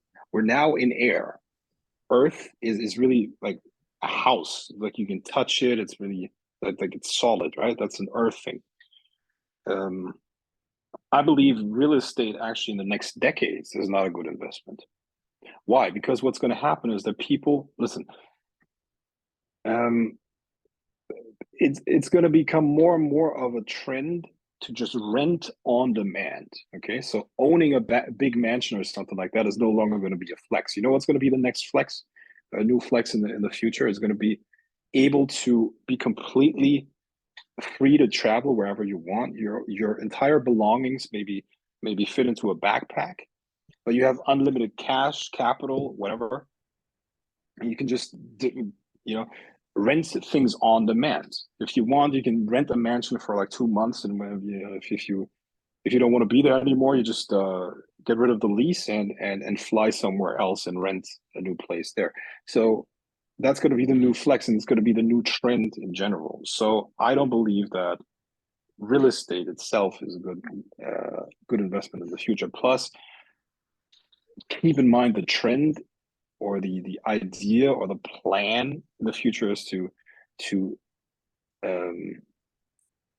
basically, they're going to force you to lose your house sooner or later. Okay, what does that mean? Remember, the plan is to own nothing and be happy.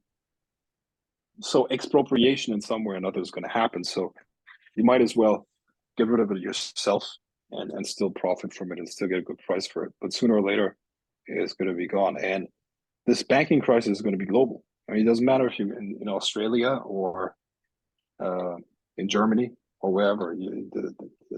The banking crisis, rising interest rates are going to pop the whole housing bubble, which is going to destroy the price of your house anyway. So I would, if you're really serious about selling it, I would sell it before. I would sell it very, very, very early 2024. That's when I'd sell it. Yeah, thank you. I just got it for like half a year now. I need to prepare to sell it. Adapt to the market. Exactly. Yeah. And like, I really believe that this is going to be the future trends where people are just going to rent things on demand. Like, why do you want to chain yourself to a fucking house like that? The etymology of real estate in French, you call it immobilier. In German, you call it Immobilien, right? And the etymology is immobile. You can't move it, so it makes you immobile. This fucking dream of your own house and your house being the center of your life and all that shit, that's outdated. That's not going to work in this new age. It's real ball and chain.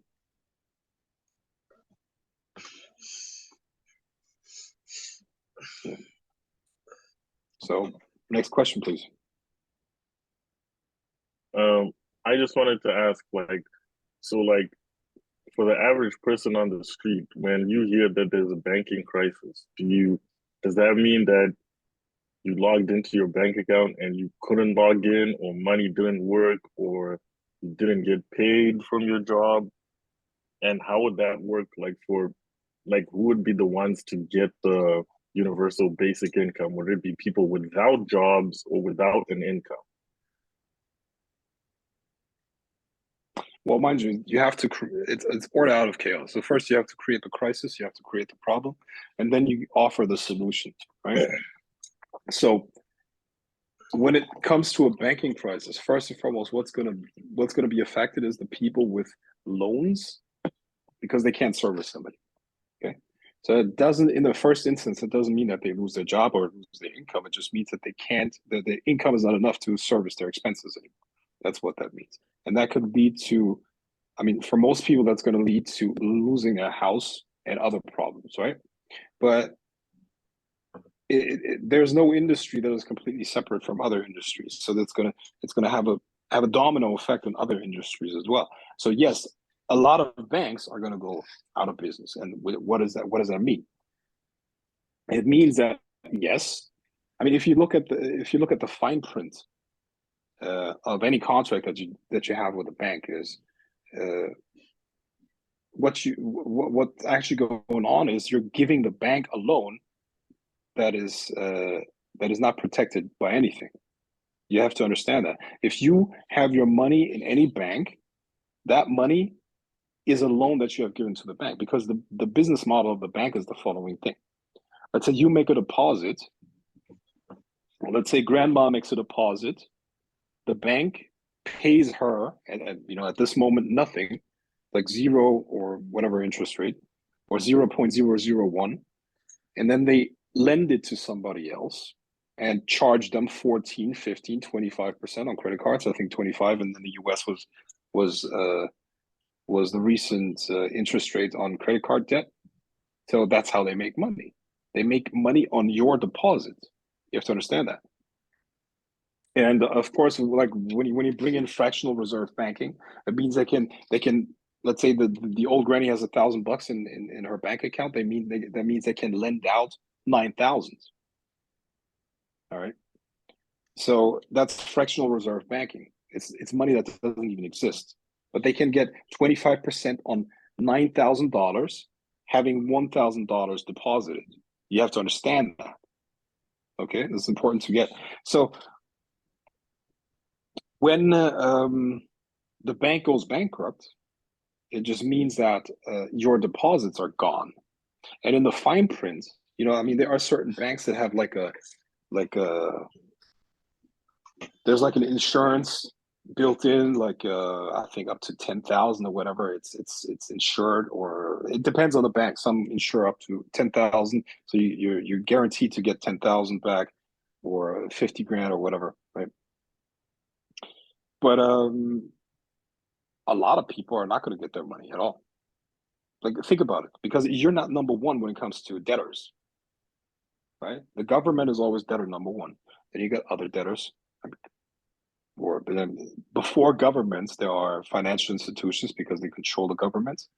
Then the governments, then somebody else, and then somebody else, and then you. And from what's left, they pay the people that actually have their deposits in there. And then it gets, you get the percentage that you're owed, depending on how much your deposit was in relation to everything in there. And if you're not fucking, I don't know, Bill Gates, Mark Cuban, or whatever, it's a very tiny percentage that you're going to get back. So essentially your money is going to be lost. Yes, it's going to be gone. And there's nothing, not a fucking thing that you can do about it. And that's the reality, because it's a loan without security. That's what you give in the bank. If you're making a deposit, if you're getting your salary into this account, it's a loan to the bank, secured by zero, nada. They can default on that, and no one's going to go to jail. No one's going to get hurt. Nothing.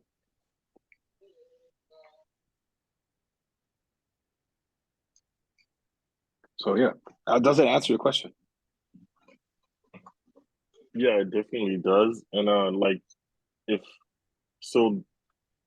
for example, let's say if you have a job somewhere that's not linked to a financial institution, like let's say with the government or something, would you, like, if they bring in the CBDCs, would you still, I guess, like, be paid what you're supposed to be paid, or you're just like at the level that everyone else is at the basic income?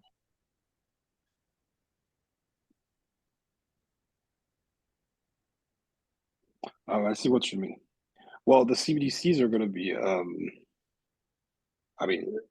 how could you? If it's CBDCs and every citizen is entitled to that, I don't think you can give certain people more than others.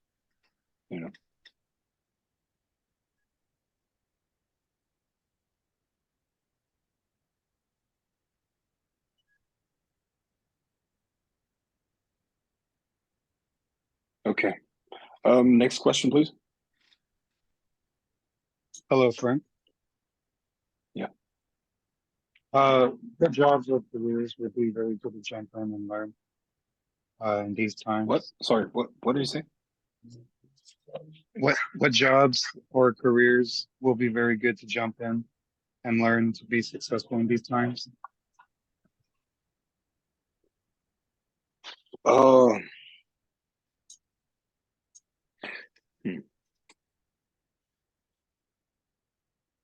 What jobs? Something that cannot be done by a machine. Something that cannot be done by a machine. And I think, look, here's what I think. There's an official answer and there's an unofficial answer. The official answer is basically working with people, you know, basically if you wanna, like, it's gonna take a very, very long time until AI or robots can deal with people as good as people can deal with people. So if you're in a profession where you can deal with people, where you deal with people, it's gonna take a very long time until that's gonna be replaced, if ever. But when it comes to things that, you know, that take brain power, like pure, like brain power, that's soon gonna be replaced. You know, like menial jobs. You know, basically, things like carpenter. That has a very good perspective. Basically, I don't know what's that called, man. Craftsmanship, is that called craftsmanship? The stuff where you work with your hands and, you know, you have to do a lot of things physically. Those are going to be very, very much in demand, and that's the official answer, right? The unofficial answer that I would give you is, yeah, crafts. So the unofficial answer I will give you is you need to find your purpose as fast as possible, and then provide value with that purpose. How do you know what your purpose is? What gives you energy as you do it? Most things take energy from you, but what activities give you energy? And please don't tell me, well, when I'm sitting with my friends in the pub and we're drinking beer or something like that. That's not what I'm saying. What I'm saying is what activities do you like to do, and they give you energy, and afterwards you don't have to motivate yourself to do them. It's like you enjoy them. You feel like you could do them all day. What would that be? And then you provide value from that, because that's what you're supposed to do. That's what the universe created you for, and that's what you're going to be successful with. You cannot be successful with things that you don't like. So don't do things just for earning money. You have to find a way to connect to your purpose and use that purpose to provide value. That's the way it goes, you know. And the problem is, man, I said that on many, many different webinars, coaching calls, whatever. The fish doesn't recognize the water around him. All right. So everybody has a genius zone. So everybody has a genius zone. What is a genius zone? A genius zone is essentially you're very, very good at it, and you don't understand why not everybody else is good at it. It's natural to you. And a lot of other people are struggling with it, and you don't understand why they're struggling. And this is what you're supposed to do. This is your genius zone. This is what's connected to your purpose, and you provide value from that. And that's what you're actually supposed to do. And at that point, you're going to be financially successful. You're going to be blessed with luck, and you don't have to worry about anything. Just put out that energy, and the reward is going to come. That's how you're actually supposed to do it. You know. Okay. I have a Next question, please. Yeah. I have a question. Over the last couple of years, I've seen how families have been dissolving, and I am in a place of separation with my husband, but I have investment. So I wanted to know, is reconciliation in it for us, or should I go on and half up things now? How should that? And they are, wait a minute. One is Bitcoin, Dogecoin, and some hemp real estate that's in California.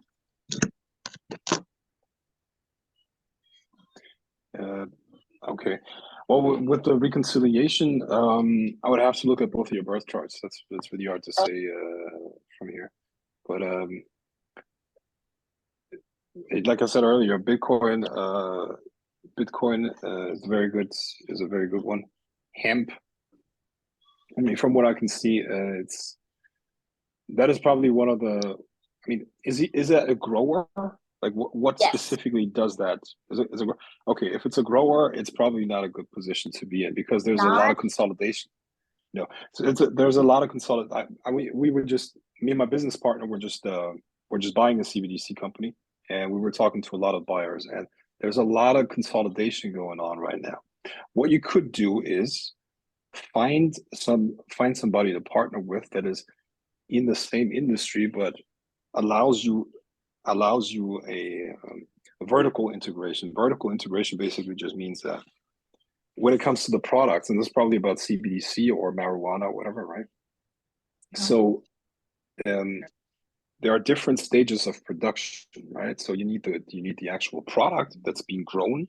So that's what a grower does, and then you have packaging, and then you have the actual stores that sell it. So if you find another company in the same industry but somewhere up the value chain, you can partner with them, and then you can stay competitive, and then you can sell your thing. But what's happening right now with growers is that there's a lot of consolidation in that market. Consolidation always means brutal competition, and that means they're gonna outprice you, or they're gonna price you out the market, and the margins are horrible at this moment. So this is not going to get better. And New York just opened up, and I don't know, many other states are going to open up. Europe is opening up. Many places here are about to make it legal too. I know that's not of interest to you, but find someone. I mean, that would be my ideal. Find someone who's in the same industry. Okay. And partner with them, because that is gonna allow your margins to stay good. What does it mean, a margin? Okay, so let's say the profit margin. Right. Yeah, exactly. So right now you're in a position where you're competing with consolidation, which means a lot of other competitors are getting together, and they're going to outprice you, because if they have more market power, they can negotiate the price on different things, and they can provide it at a cheaper price than you, because you're smaller. So you can help that by partnering with someone who's in the same industry but at a different level at the of the value chain. This is gonna Then you have a nice package. It's gonna just as soon as you put the ink on the piece of paper, just by virtue of being in this package, it's gonna increase the value of your company 2 or 3-fold. Okay, and then if you sell it, you're gonna make a nice profit, or you stay in it and hope for the best. But you need expertise. You need people on board that can help you navigating this market. It's not easy. And that word you use, vertical integration, just means that you have, vertical integration. You have more than one company that is in the same industry but at different levels of the product. Higher. Yeah. Okay. Yeah. Thank you, sir.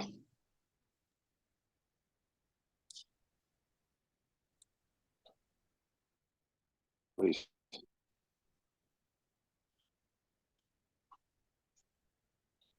Brother, would you recommend getting out of the housing market right now, and then,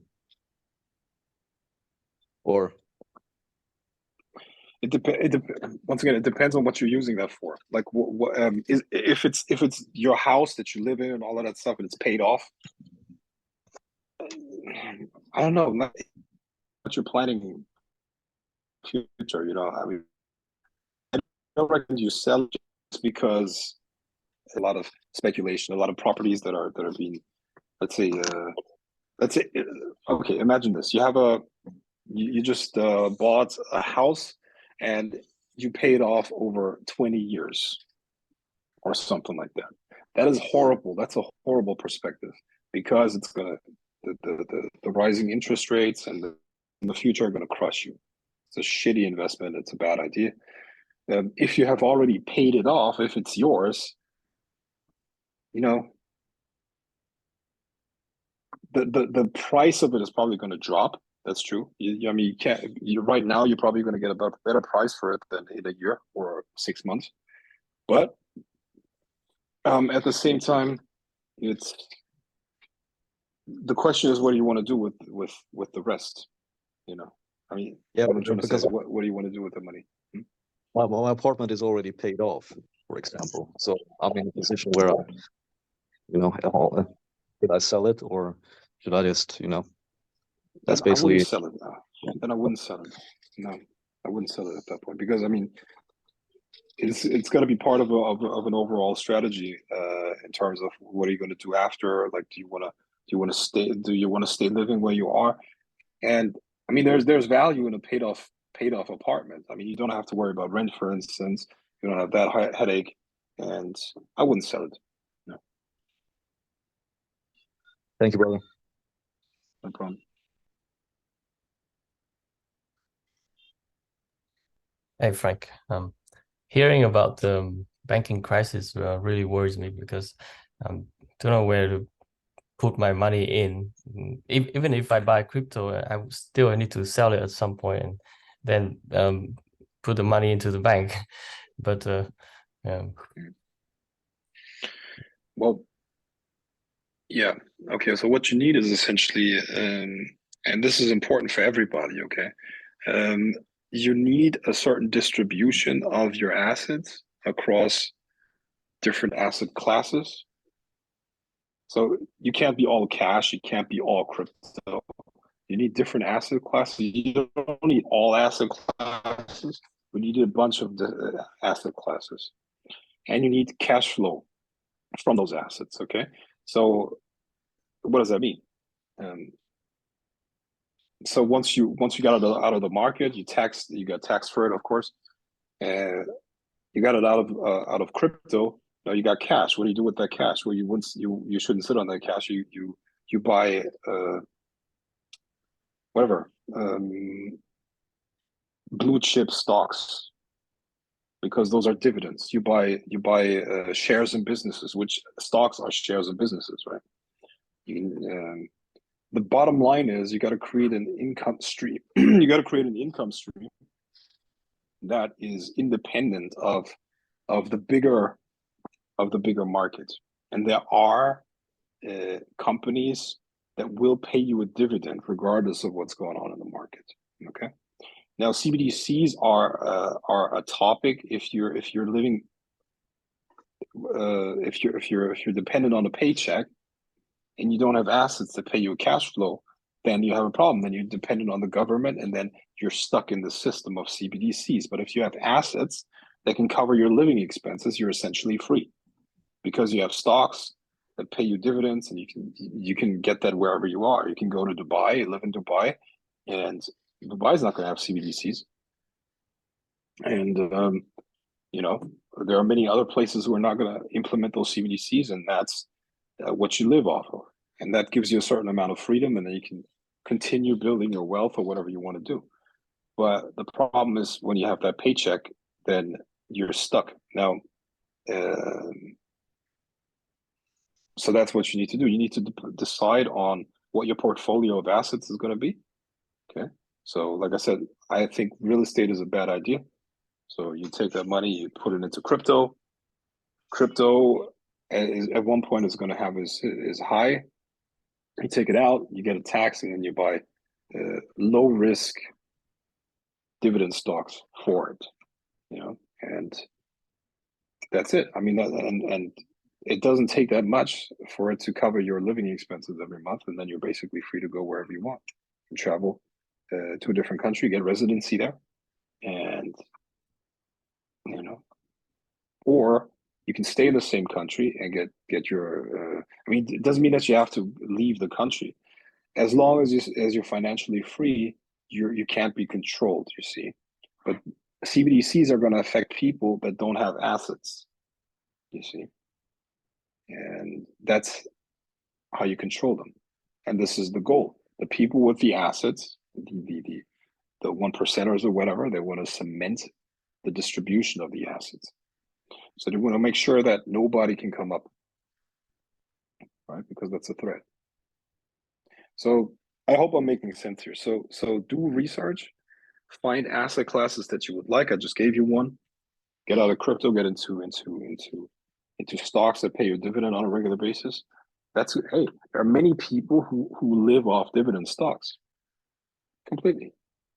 And all they do is regular research, and then maybe once every 6 months they make a minor adjustment in their portfolio. That's it. But if you find blue chip stocks, you know, there's something called dividend aristocrats, and those are stocks that have paid dividends consistently over the last 15, 20 years, you know, and they will continue doing that.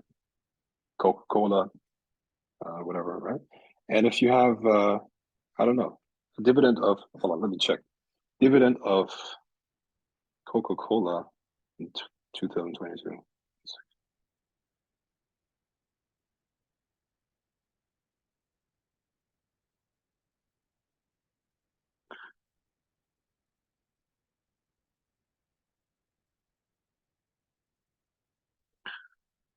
Okay, we have Coca-Cola dividends 3.1%.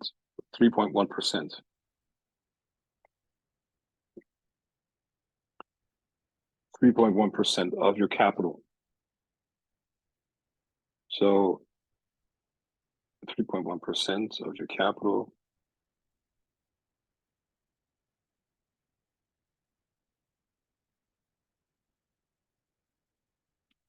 Yeah, so if you got, I don't know,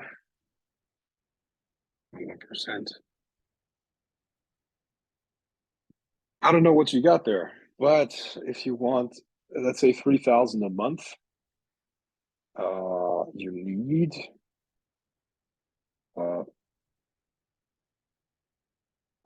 3.4. Somebody help me here. 3.1%. It's late at night here. Sorry, 3.1%. You know, you probably need 100 grand in there. Is it and you're gonna 3.1 have, per month or per year? no, per year. That's once a year. It's not every month. So 3.1% is actually not a lot. There are many others that pay higher dividends, right? But it could also just be part of your income. If that makes sense. Okay, so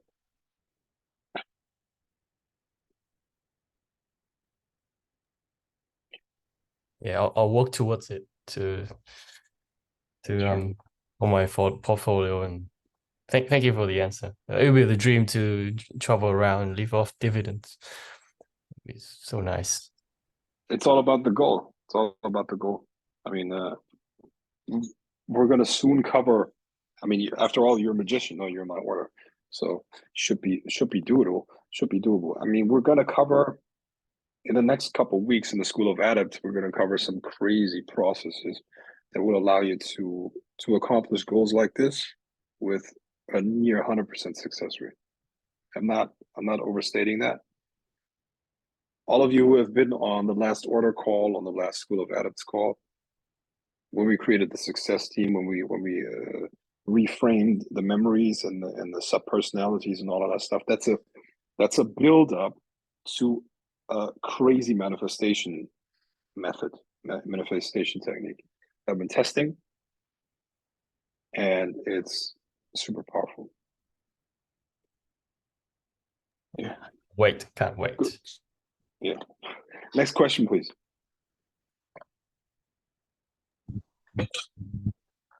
Hey Frank, I have a question. I wanted to ask you about the School of Adepts because I was on it, but I'm not getting any more of the videos on it. Can you please get in touch with Wasi? Yes. Okay, thank you. Because he handles all of that. I don't know where they come from. You probably said this already, but let's say someone has like a regular job, like let's say working at Walmart, like they get paid by check. Would it be the best option to just quit right now and find a way to get assets that Bro, will I'm just scared to tell you anything about that because I know you, Adrian. You're just gonna do it right away. No, Yeah. man, don't quit your job before you have a plan. Okay. Don't quit your job before you have a plan. Create a plan, and then work the plan. And take all of those things into consideration that I've been saying here. And not just me, research other stuff as well. Of course.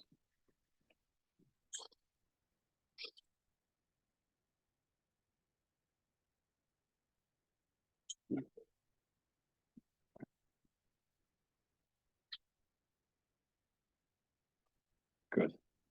So I'm going to take 3 more questions, and then I'm going to wrap this up here. I'm going to wrap this up. I'm going to wrap this up, of course. Oops. I have a question, Frank, if I may. Yes. You said about water being like feminine in water being feminine in nature, like the element water is feminine in nature. And I've got the Scorpio ascendant, which is, from what I found out, feminine. Does that mean Scorpio is feminine by nature? Yes. Okay.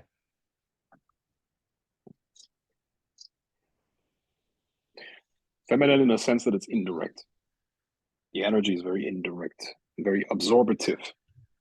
When you enter a new environment, you first pull in the vibes, you absorb the vibes, and based on that, you act in the environment. That's a feminine energetic quality.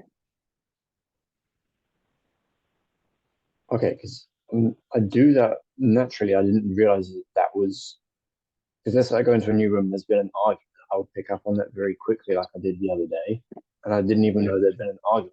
Everyone said, "Oh, I mean, don't mistake that. Don't mistake that with sex. Those are 2 different things. Female sex and feminine energy. Those are 2 different things. Men can have feminine energy too. It's more about the principles of directness and indirectness. Okay, feminine is very indirect. Masculine is very direct. Like you can also see that in how sex works. Feminine organs, they are receptive, and masculine energy or masculine organs expand and go in there. And every man and every woman have feminine and masculine energies, you know? So it's not that because you're a man, you only have masculine energy. You have all of that. And women can also have masculine energy. Now, ideally, or not ideally, but I mean, even if you look at gay couples, you will always have one partner that has more masculine energy than the other, and vice versa. That's always the case. And the majority of people, when you take, I don't know, let's say 100 people, 80 to 90 of them are going to have men that have more masculine energy than feminine energy, and the women are going to have more feminine energy than masculine energy. That's the absolute majority, but it's not the case for everybody. There are men with a lot of feminine energy. Yeah, we usually call them, you know what, like, you know, I don't know. Like you all know these guys. They're like pussies. Yeah. Okay. I mean, think about it. Like, why are they called pussy? Pussy. Like, you know, yeah. I heard Arash say that same thing. I used to watch Arash the Bazaar's video, and he said he was explaining the masculine energy and the female energy, and he also quoted that like, even in gay relationships, with lesbian men and men, like there's always one that is masculine and there's one that is feminine, because if it's plus and plus, it just like goes away. If it's minus and minus, it doesn't work. There's always polar opposites in everything. I think the law of gender is. Yeah, it's true. However, I tell you what, with women and female energy is a little bit different. I mean, it's true that masculine energy repels. That's true. I mean, if you're a masculine man, have a lot of masculine energy, at first sight, you feel repelled by another masculine man, right? Like there's this push away. But with women, it's a little bit different because they actually recharge each other a little bit. So that's why pretty much all women are bi-curious, if not lesbian. I see. That's a hard pill to swallow, but it's true. They're at minimum bi-curious. And you think they fantasize about that hot guy? Yes, they do. but a lot of them have fantasies about women. That's true. That's true. Doesn't make him gay. girls. Doesn't make him gay. It's just a fact. Yeah, they said like there's a saying that like if you're a guy you can only be gay and straight, but a woman you can be bi, gay, and straight. Because if you sometimes suck dick, you're gay. Yeah, I agree. I agree with that. Okay, next question, please.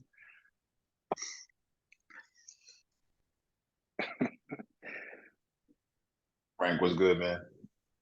How you doing? So my question would be based off of what you said about how we are moving from a earth element essence to a air element. You mentioned how real estate will, diminish greatly. What would you say about like on a macrocosmic level about the gas, oil, and fossil fuel industry, and like how that would be affected over the next few years, decades? Well, okay. Those are very different answers depending on the time frame. In the next decades, the importance of that stuff is going to diminish a lot. You can already see that with like the adoption of electric vehicles. However, it's going to take another generation to fully get them out of the system. So for now, they still have a strong grip on geopolitics, and a lot of geopolitics is based around who got the oil reserves, right? So, you're going to see a lot of geostrategic decisions. I mean, the Israel-Hamas war is mainly fought because of that. It's for reasons of oil, and so, like I said, it depends on what time frame we're looking at. Okay, so for 2024, it's actually gonna stay quite scarce. Okay, so I think the price is gonna go up. It's mainly because Saudi Arabia and OPEC they recently stated that they want to increase their profit margins, and they also do that to put a little bit of pressure on the U.S. And so the price is probably going to go up. So if you make an investment in crude oil, you're probably going to make a profit there. in the coming years, let's say in the next decade, between 2024 and 2030, like I said, this is generally speaking, the price is going to drop more or less. Number one, there's going to be less demand because there are going to be alternative vehicles. There are going to be alternative ways of producing things that are requiring less and less of that crude oil.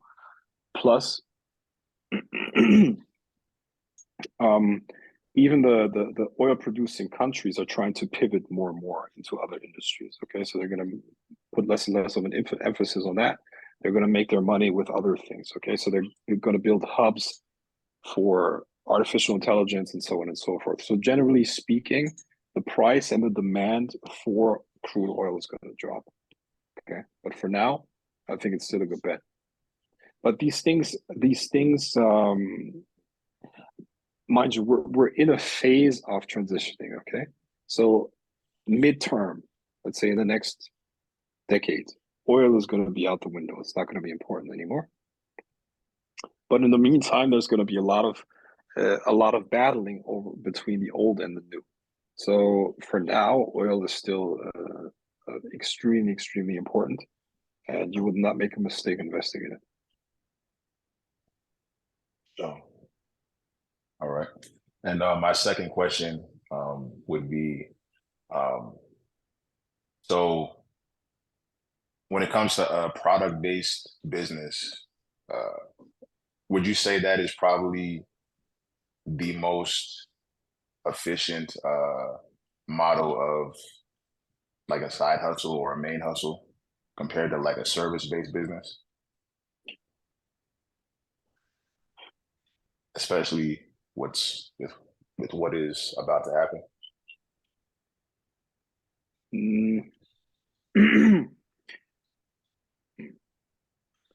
So you're talking physical product, right? Yes, sir. Yeah. Yeah. No, I think physical products are, first of all, you have competitors that are just, it's just so hard to build up. I mean, the only way you could sell consistently and make good money with a physical product is you have a brand behind it, and it's just so hard to build a brand. It takes a lot of time, a lot of effort, and it's just super hard. Now,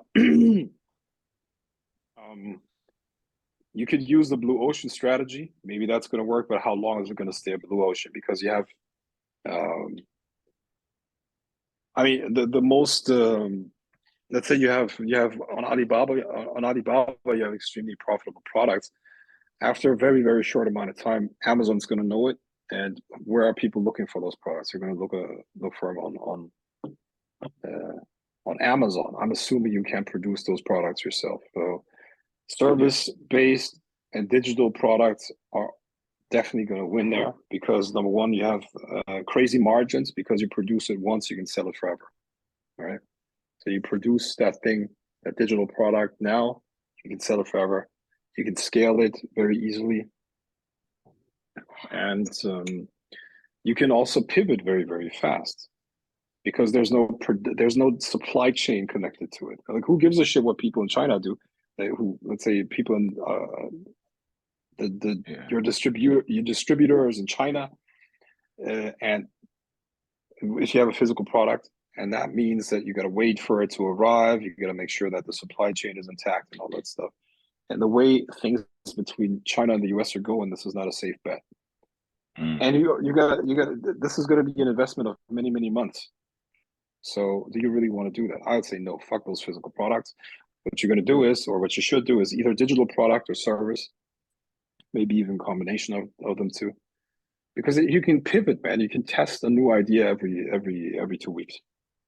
And one thing is going to hit, you know, and with some experience, you're going to know what's going to hit. But yeah, so basically that's what I would do. So service, I mean, the most important thing is that your product is actually good. If you don't have a good product, no amount of marketing is going to make up for it. So when I say product, I mean your service must actually be good. You must know what the fuck you're talking about. Okay. All right. Thank you. Sure. I mean, maybe, listen, I've actually not looked into it, or I have looked into it, but I didn't have the time to do it yet. Because, never mind. I mean, you could use maybe an OnlyFans agency with artificial intelligence models, AI models. Apparently that's the future. And they're analyzing things so well that they're sending messages, mass messages to the guys, specifically at the times of the day when they're most likely to feel lonely, and they're most likely to spend money. And you can create like the perfect avatar that they like. And at the end of the day, it doesn't even make a difference to the guys. They don't care if it's an avatar. And does anyone remember Tomb Raider, whatever that's fucking called? Lara Croft. Many men fell in love with that avatar. And apparently it doesn't make a difference to a lot of guys. I think, you know, honestly, I mean, let's be honest.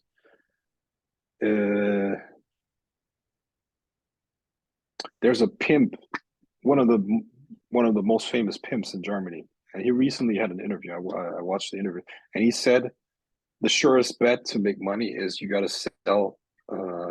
You got to make money with the instincts of people, right? Because there's always going to be a demand for sex. So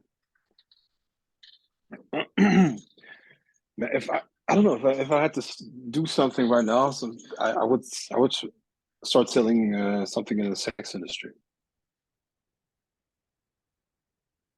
AI based. Yeah. So speaking of sales, would you say that sales, the art of selling, is something that would never die, whether it's like a preferably remote sales, especially depending on what industry that you are in, you know, high ticket sales of like technology, gas, oil. Okay. Sales is always important. Sales is always important. So let's imagine the following scenario, okay? So let's say you have an oil field or a gold mine or something like that, somewhere in Ecuador or something like that. You have a gold mine, but it's not developed yet, meaning nobody has started digging up. But you have the ability to acquire the rights to build a gold mine there. Okay, so here's how you would do it. You would first raise the money, I don't know, 50 grand or something like that, to secure the exclusive rights to build that thing. Okay, so you would pay that person that owns that piece of land 50 grand. So now you have the exclusive rights to develop that land for 12 months. You have the exclusive rights, right? Boom. So you already raised money. Raising money is sales, right? This is the first financing round. Now you need to develop this fucking gold mine. You need another cash infusion. How do you do that? You do sales to raise money, because you got to sell that investment to people. And you're going to use all kinds of sales techniques to get them to buy into your vision. And then you do 3 or 4 financing rounds.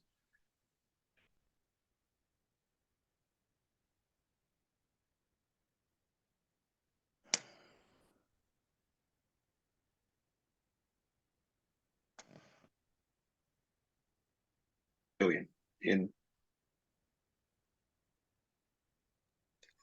Your sound cut off.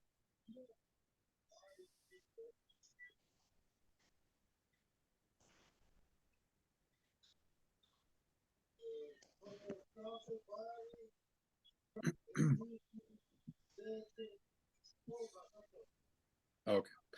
So can you hear me now? Yeah, you're good. Yes, sir. Okay, good. So what I was saying is you do multiple financing rounds, which is sales, and then you build that gold mine, and then you can take it public. But you put no money in there. You were just raising money.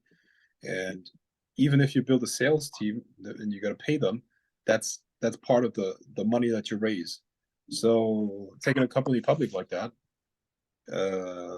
with you owning the majority of the shares or a big part of the shares, let's say 51%.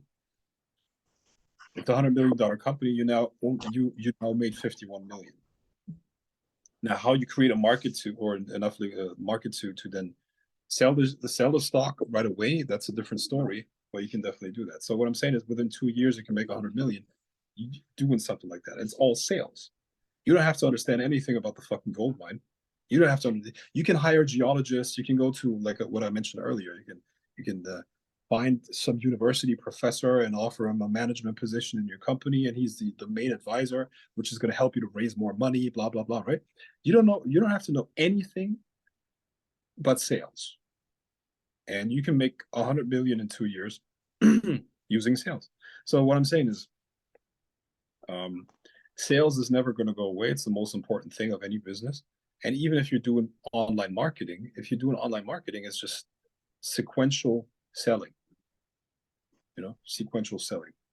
So it's the same thing. It's sales. So how do you say? Look, let me give you a rough blueprint of how sales works. The first thing that you have to do is you have to trigger dopamine, so the person wants more. All right.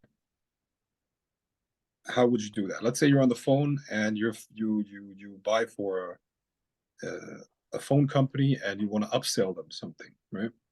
So let's say you're on the phone with them, and then you would call them, and they only get calls if something negative happens, right? So when you say something positive, dopamine is going to be triggered. So yeah, we're just calling you to thank you for always paying your bills, and boom, dopamine is there. They want more. And then you collect a couple of yeses. Is your name this? Yes. And have you lived there before? Yes. So another yes. So you collect 3 or 4 yeses, which is going to pull them even deeper in. And then you, as a reward for their good behavior of paying their bills on time, you offer them the new package that is usually much more expensive, right? But for them, because they're such a good customer, you have a special price. Cool. And this is basically the structure of sales. You got to trigger dopamine first. You got to make the people want more and more and more. And then you hit them with an offer that they can't refuse. Boom.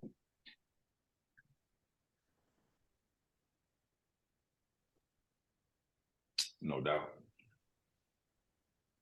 Yeah, that would work. Okay, so good. One more question. Then we're going to wrap this up.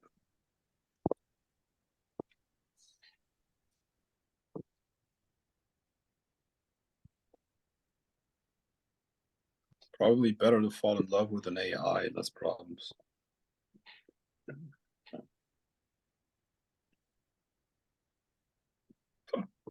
Yeah. Okay, I guess all questions have been answered. Keep an eye on your inbox. I'm going to do part 2 very soon, probably next week or something. Hope you got something out of this. Peace. Talk to you.